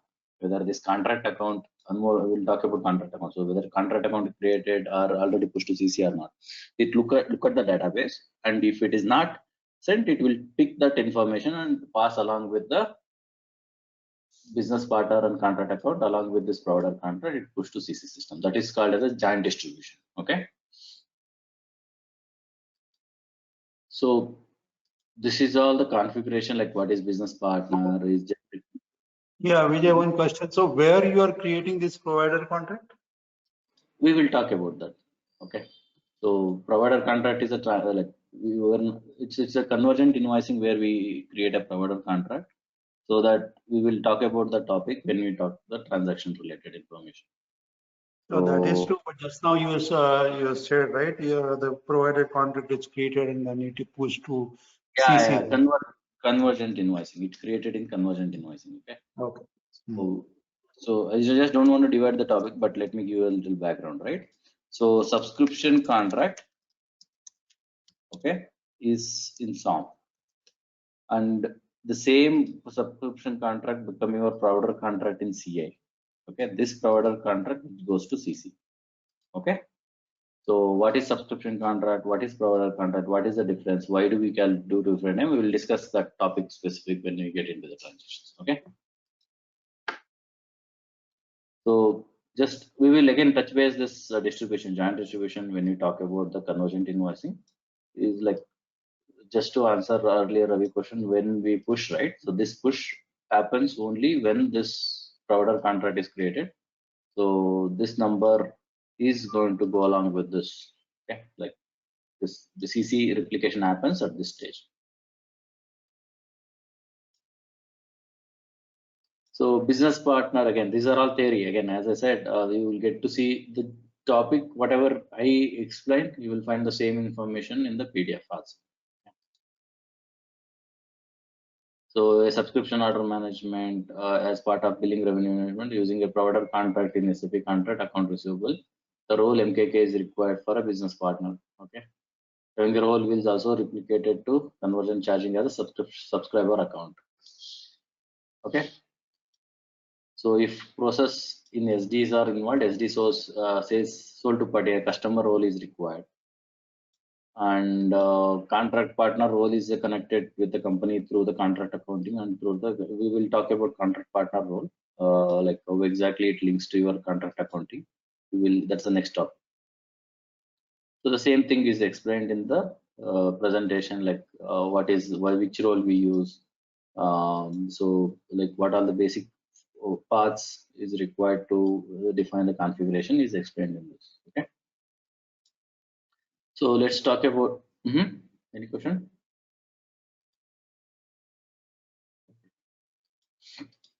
So now we know the business partner. Like what is the importance of business partner? Why do we use, right? So business partner is a master data. So this is mandatory to have any transactional flow. So that's a basic fundamental. Like without business partner, you can't do any transaction or any purchase or sales, right? That's the basic thing. So now in BRIM functionality, along with a business partner, a contract account. Okay. Contract account also is an important topic. Now, what is contract account? Why do we use contract account? So is it earlier in the CRM, we used to call it as a business agreement. So in the subscription order management, we used to use a concept called a business agreement. After moving to S4, so the CRM service box is replaced with the CRM components, right? So now service component is replaced with CRM box. Now, since we are in a single system in the S4, so here it is business agreement we used to call here same contract account. Okay. So there were two terminologies earlier we used to use, business agreement and contract account. So since we moved to the single box here, so contract account become a standalone component, like same conflict. You can directly use in the CI to do any transaction. So you don't need to define your business agreement separately. So in the CRM, what we used to do, we used to create a business agreement separately, and we used to replicate this as a contract account as an external input. because it was two different systems. Now, since we are in a single system, we are using a standalone contract account concept. What is contract account? So contract account is used to store the controlling data for long-term business relationship with the business partner that contains invoice-related information where it is very much required for your payables, receivables, and taxations, correspondence processing. All these things are used with the contract account document type. So this is a standalone document. So the way you create a business partner, you need to create a contract account also. Now you can't create a contract account without reference to the business partner. Now you can't create a contract account without having the MKK role. So that's where the MKK role links very well with your contract account. So contract account, let's try to create one contract account. Then we'll go back to the configuration. So let me use a Fiori app, right?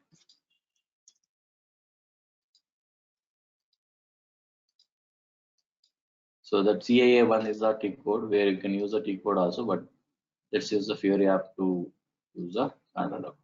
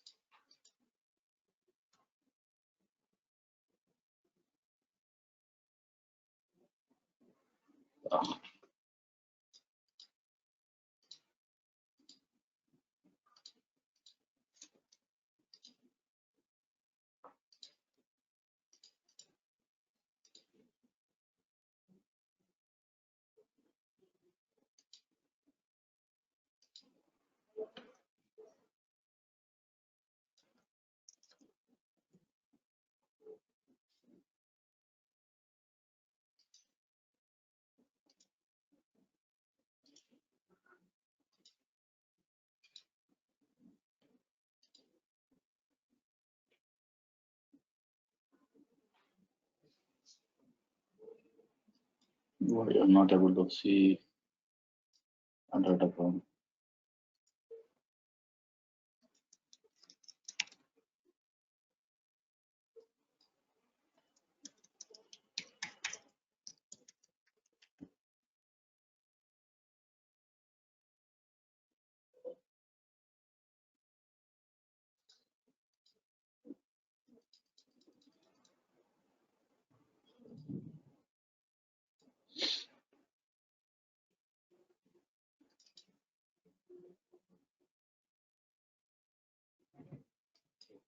I think they have not created a yeah. I think that's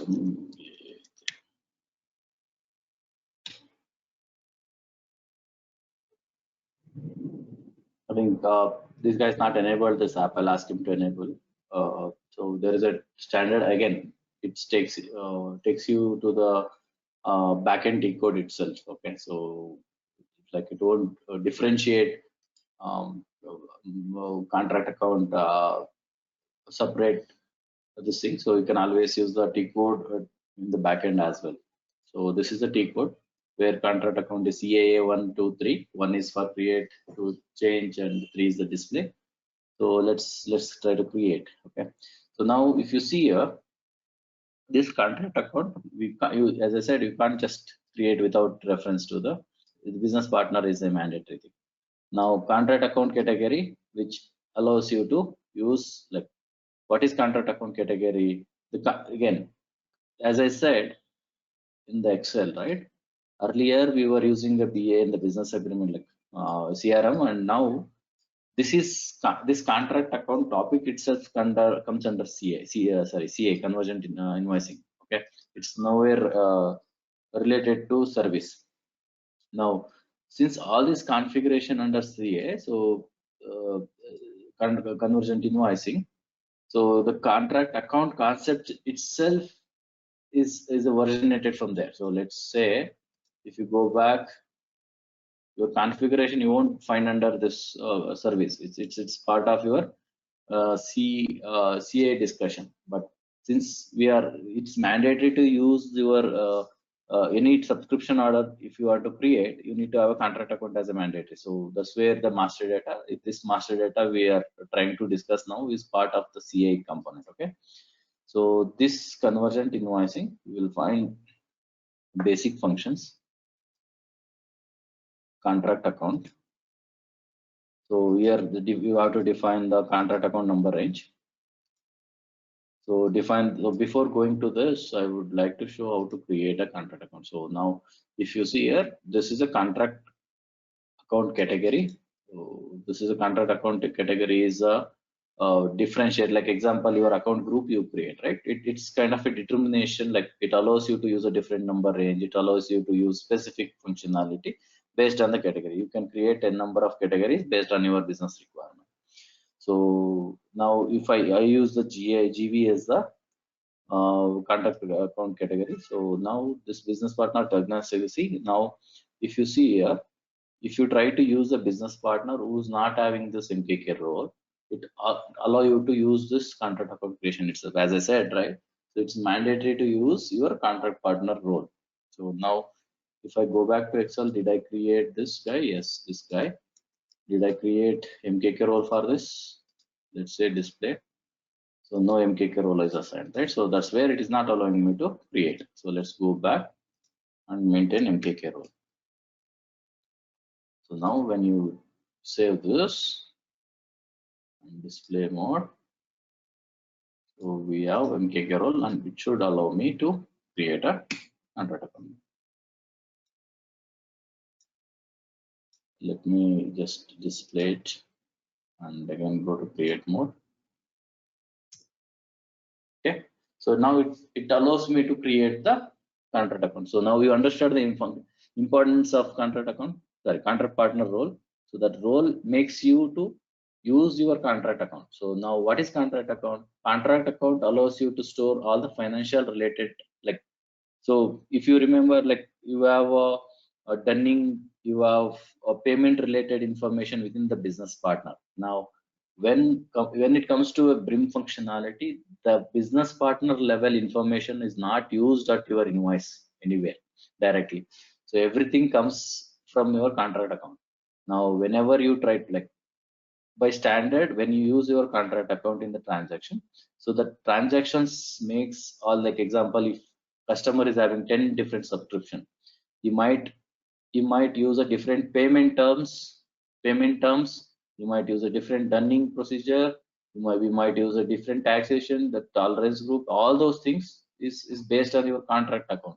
Now business partner can have n number of contract accounts based on the specific requirement. Now if you look at this, so you will see the general data, right? So this contract account name, you can name it like I would say net due contract account. It's always customer is supposed to pay net due, so it's always a net due contract account. You again, there are various other, this contract account is not just meant for your BRIM process, it's also used by other industry components, as I said. So it's not all the fields are mandatory to use, as long as your business, like as per your business requirement, you can always use related information. Like under convergent invoicing also, there is like, there are various other functions. Okay, you need to set the tolerance group first. So this tolerance is used for financial activity account determination. So the way the GL is derived in SD, anyone can answer, like how exactly GL derives in SD?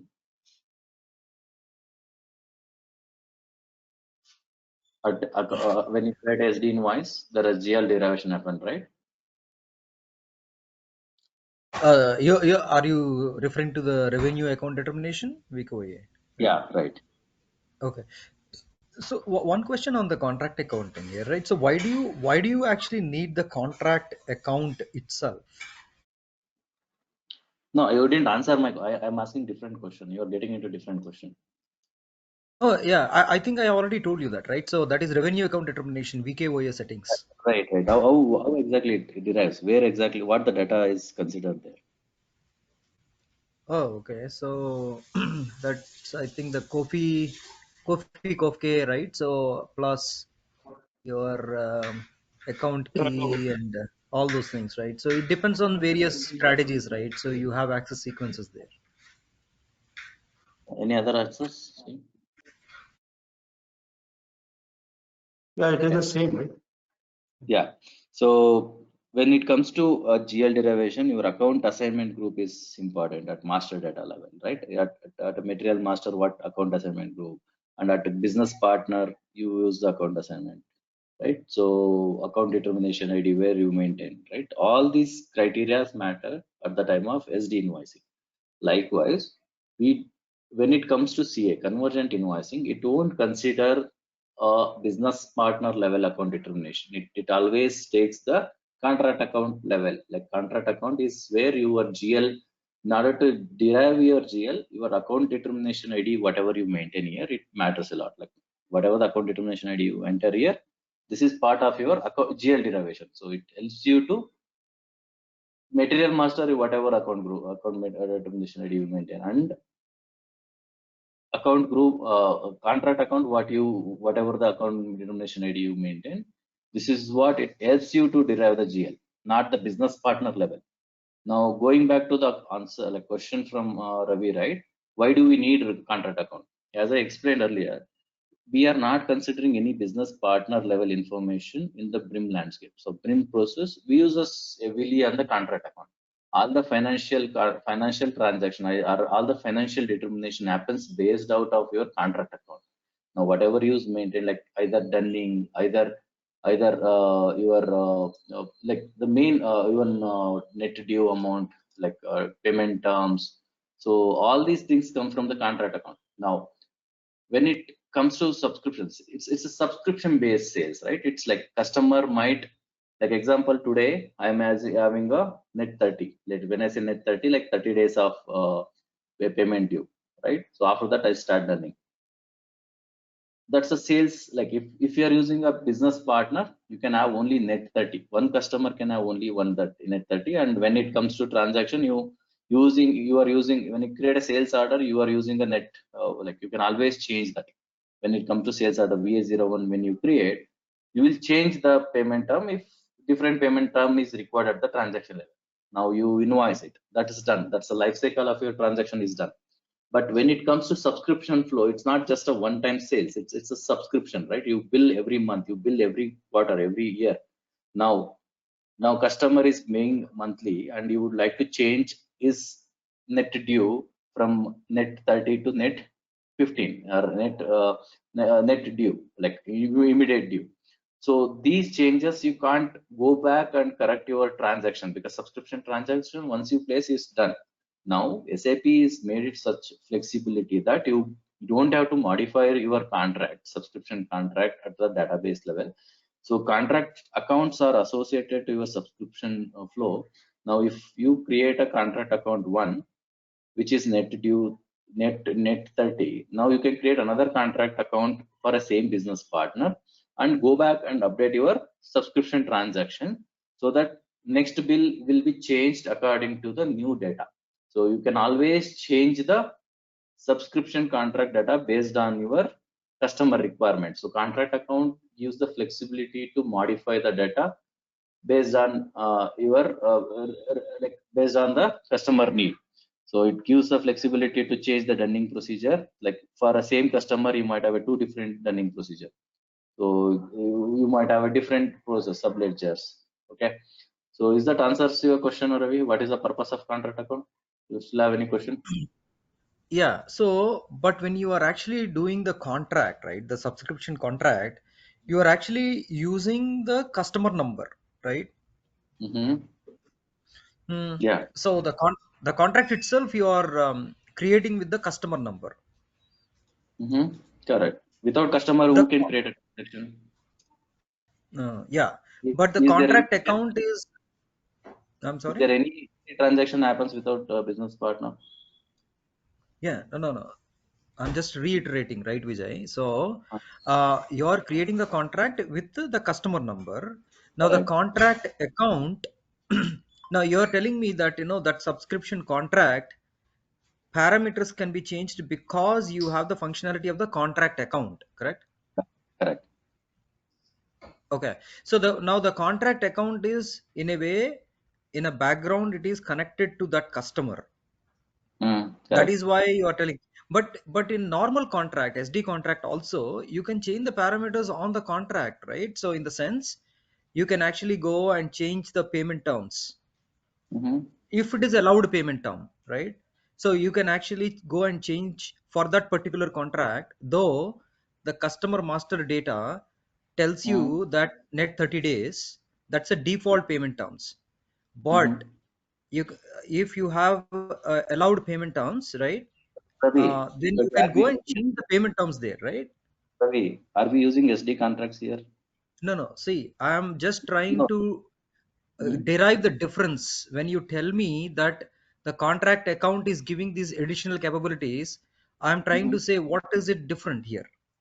Yeah, difference is like that's what the functionality. So we are not using a sales flow; it's a subscription flow. Contract account gives the flexibility for a subscription order or a subscription flow to use a different. Like you can always switch the contract account based on the different functionality. Like it's not just giving a net due was one of the options. Like we have various different options within this, right? If you see here, like it's net due is only one thing. Now you would like to have a different alternative pay.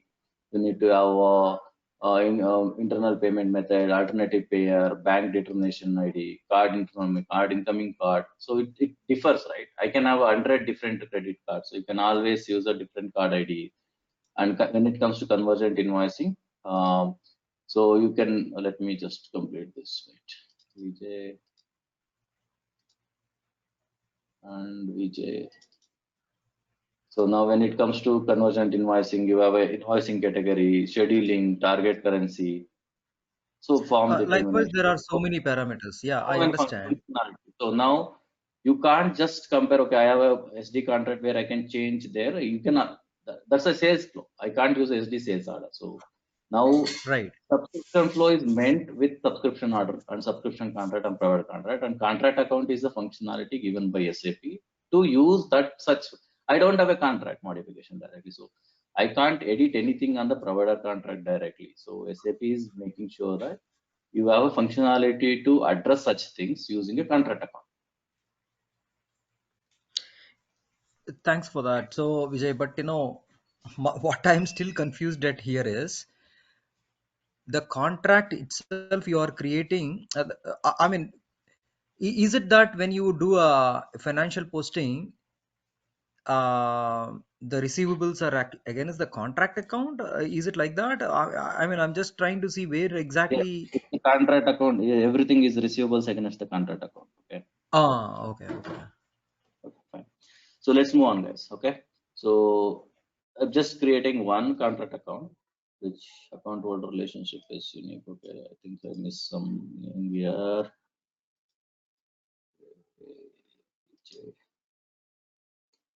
So I'm just defining the basic things here, and it depends on the requirement, outgoing payment, incoming payment. You would like it's purely based on the alternative payers, okay, paid by. So dunning correspondence, whom should we send correspondence control. Okay, if you have any different correspondence to be sent, grouping, you can also grouping you can use. Convergent invoicing, which is used. This is specific to CC, like invoicing when you want to use a target currency, post to partner. So billing cycle. So we will talk about billing cycle later part. So billing cycle, when initially we used to use it from the contract account. Now most of the after S4HANA, like when it was not S4HANA, the billing cycle was used for a CC derive, like in order to get a billing schedule. Like you want, like example, if every month 15th is my rating and invoicing. So billing cycle is to come from the convergent invoicing part of contract account. Now, since they enabled this bill cycle and bill plan concept within subscription integration, so all the bill cycle come from the transaction. We will talk about bill cycle later, but so this is also we will where and all this bill cycle is available and how do we use this bill cycle. We will talk about it when it comes to transactions. Okay. So these are all the options available when it comes to contract account. So now one number is generated. Is it only one is like one to many relationship? You can have n number of contract account, and you can always use whatever contract account based on your specific requirement. So, yeah, one question here. When you are saying that we can have multiple contract accounts, this number will change or it will be the same? It will if change, it right? is the same, then there will no different parameters, right? Number will change, no? So this If number you I use accept. NKK, it will be updated like 491. If you create a new contract account for the same business partner, you can, one business partner can have n number of contract account. So 491. Okay, I'm sorry. Yeah. So contract account is 914. Okay. So it will be implemented to 915. Okay. 915. Yeah. So this is now 914, right? So if you create another one, it's 915. So yeah, means going forward, can we have that scenario where we have different contract account for the same business partner? In what situation we are doing it? Yeah, you can use, now I can use contract with this one, right? So now now what scenario we are doing it? Means only for changing those payment terms and all those parameters? Yeah, contract account, like contract account allows you to change different payment terms. So now example 914 is having a immediate, right? Now 915 can have net 30. I'm just giving one example. There are different use cases you can follow. Like like example, Vijay is having Vijay company is let's take a Tata consultancy, right? TCS is having an option office. They are purchasing a subscription. They are purchasing AWS server. Now when they purchase the AWS server, so now that server is utilized in let's say within India itself, right? India we have used they are using in Hyderabad and they are using in Karnataka and Chennai. So 3 states.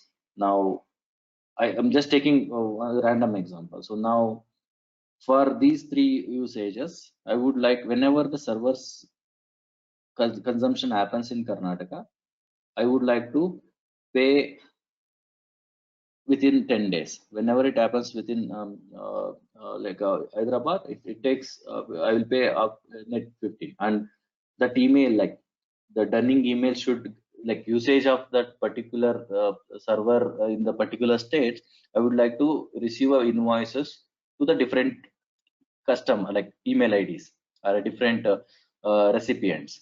Now different dunning users, like if I'm not paid, you should not chase. If Andhra Hyderabad related things, I should not get an email for a Karnataka users. I'm just giving, like if you take a international, like if you have a 4 different reason, EMEA, APAC and EMEA and USA. So 3 different reasons. Anything consumption happens in US, I don't want to. So business partner is same, but the usage of the particular ADAP service are different places. I would like to get a dunning letters only for the, like if the usage bill is meant for US region, then please send only for these guys. So that's where dunning emails, right? So if you can always use 3 different contract accounts accordingly. Understood? Okay, I got it. Yeah. Okay. So the contract account what we created is 914. So I think we are on time. So we will continue the session next week on the same continuation. Like we will talk about, okay, so let's complete this contract account, like relationship. I think I explained you. So you can have a one business partner. You can have 2 different contract accounts. So the contract accounts are used in the subscription contract or provider contract. So you can have n number of, like one business partner can have multiple contract accounts, but one contract account cannot be assigned to 2 business partners. Okay, it's meant for one business partner. The hierarchy starts from business partner. Okay. So that covers a basic master data, what is required for your subscription flow. And so it's open for any questions now. Let's discuss about if anything, whatever we discuss, let's talk about only on those topics. So basically, what you're saying is that let us say, I mean, you are highly experienced in implementing BRIM, right? So if you take some real-time example, maybe in a telecom industry, for the same business partner, so let us say for a prepaid or a postpaid, so different contract numbers, is it something like that? Yeah, you can use. See, contract account. uh, You can use like various reasons. Like for prepaid, you want to use always different contract account. So, like example, same business partner is using in a different states. I want to use a different contract account because it involves a different GST number or something like that, right? So Mhm. it's if you get into the contract account in the view, when you look at this, you can use for any other purpose, right? It's not, as I said, it's not just one thing. You can refers to anything on this view.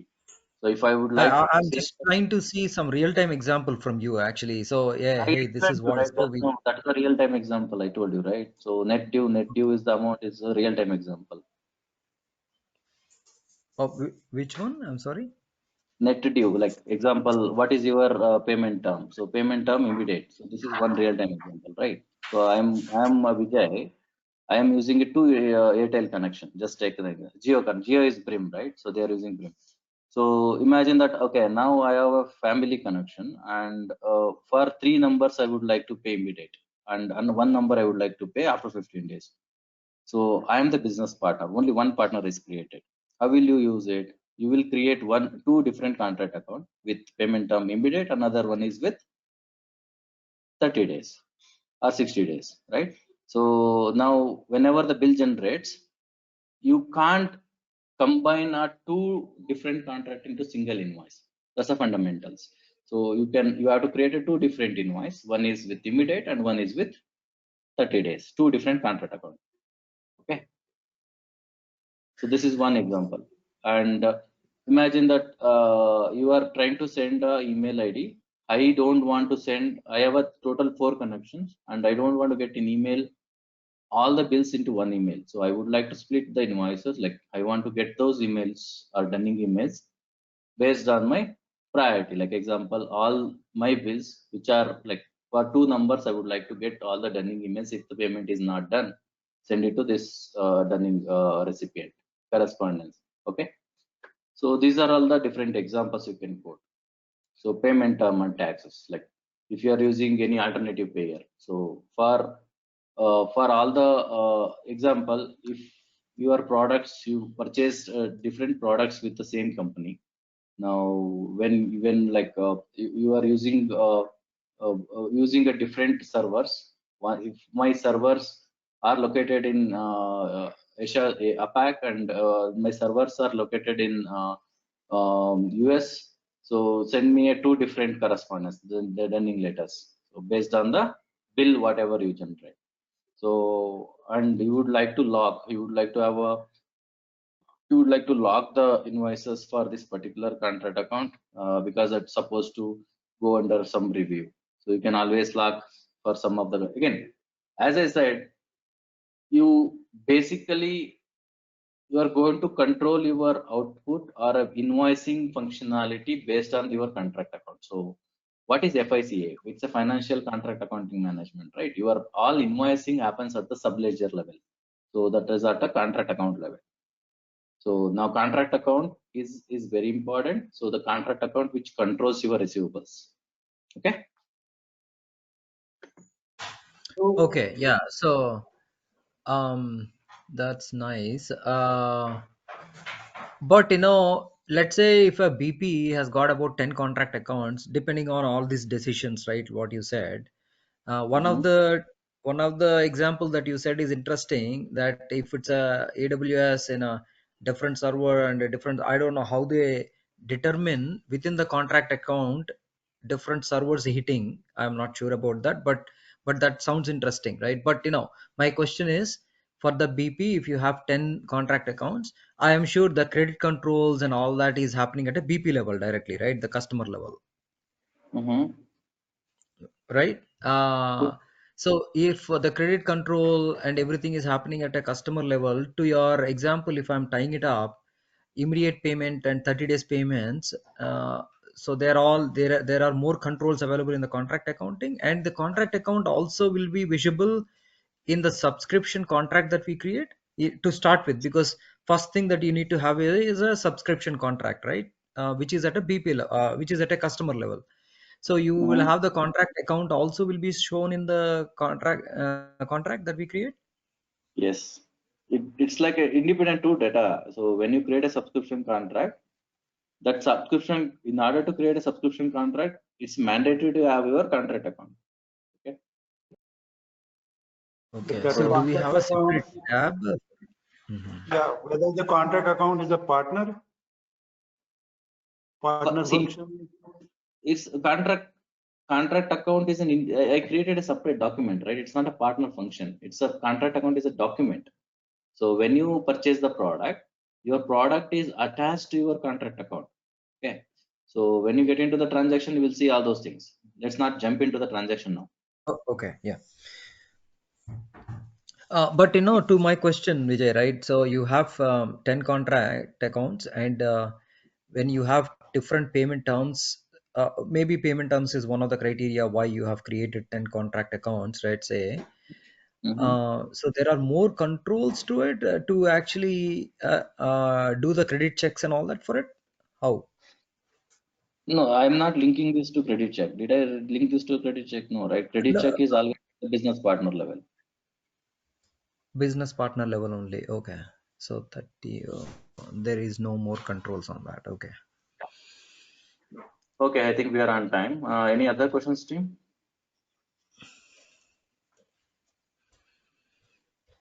Okay. Thank you. So initially, One. yeah, go ahead. No, you go ahead. Maybe I'll reserve that question now. Yeah. Yeah, because initially when we created a BP, at the time we said that the company code data is not required. So when we are setting up this account assignment and all those related accounting on the contract account, how it will be get linked then? Very good question. So, see, I intentionally didn't explain. There is one topic on the standard company code and grouping company code. Okay. So I will get to that point. So if you go here, there is a company code grouping and standard company code grouping. Okay. These two are independent topic. Like it's very important to derive. This is where your company code links to your subscription. Okay.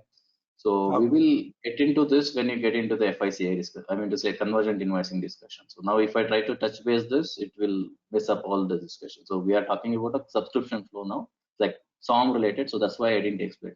But really good question. So we will come back to this company code later. Okay. Okay. So in that case, then if it is getting determined over here through maybe config, so you don't need, you need to enter manually. I mean to say there is no derivation on. Okay. So in that case, then you don't require company code data for the BP, or it is required? That company code data is at the end what happens? Reconciliation account and all that thing, because when we go into a determination over here. Yeah. So reconciliation key, we need a company code data for sure. 100% we need. When when you get into the financial term, right? So when you get into the FI transactions, like when you create a sales order, your GL reconciliation GL will come at the transaction level itself, right? In the sales order, correct? But when it comes to subscription flow, no GL related activity happens at the subscription order or subscription contract level. So everything after it happens at the FICA level. So now FICA uses a standard company or a company code or a company code, whatever is there in the contract account. At the end, FIAR integration, when we move from the subledger to main ledger, that's where your transfer of subledgers to main ledger, that's where you need to have a company code data at the business partner. Okay.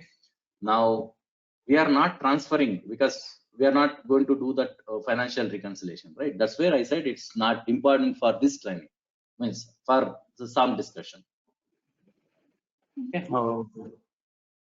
So when it will be a CI discussion, at the time it will be pushed to the FICA or FIA. No, even right? PI level also you don't need a company code data from the business partner. When it comes to FICA reconciliation, that's where it requires, it's mandatory to have a company code data. Mhm. So whatever the amount calculated will be pushed to the FICA for that particular transaction. FICA to FIAR. Yeah, FICA or FIA, either No, of this. the FICA is a main ledger. It's always again, that's a totally different topic altogether. So FICA is always a sub-ledger concept. Okay, I think we are good. Yeah. Any other? Okay, we will discuss. Vijay, just last question. So when you initially today, right? So you said shipping tab, shipping points, and all that not relevant, right? So, but in a real world, what I'm seeing is in a subscription contract involves both physical and service products, right? So I believe that would also include the physical product into Right. our training. So when you use your hardware items, it goes to sales order only. It won't, like, at the end we create a sales order as well. So when we will discuss about that. So for that, in order to create a sales order, you need to have a shipping point, all those things. No, are you saying that physical products are not part of subscription contract? No. They will never be part of the subscription contract. Any business scenario, is it? Right. Okay, that's good. So physical product goes to sales flow. We'll discuss about that. Okay. Okay, thank you. Yeah. Thank you, team. Have a good day. Bye. Okay, thank you. Thank you. Bye.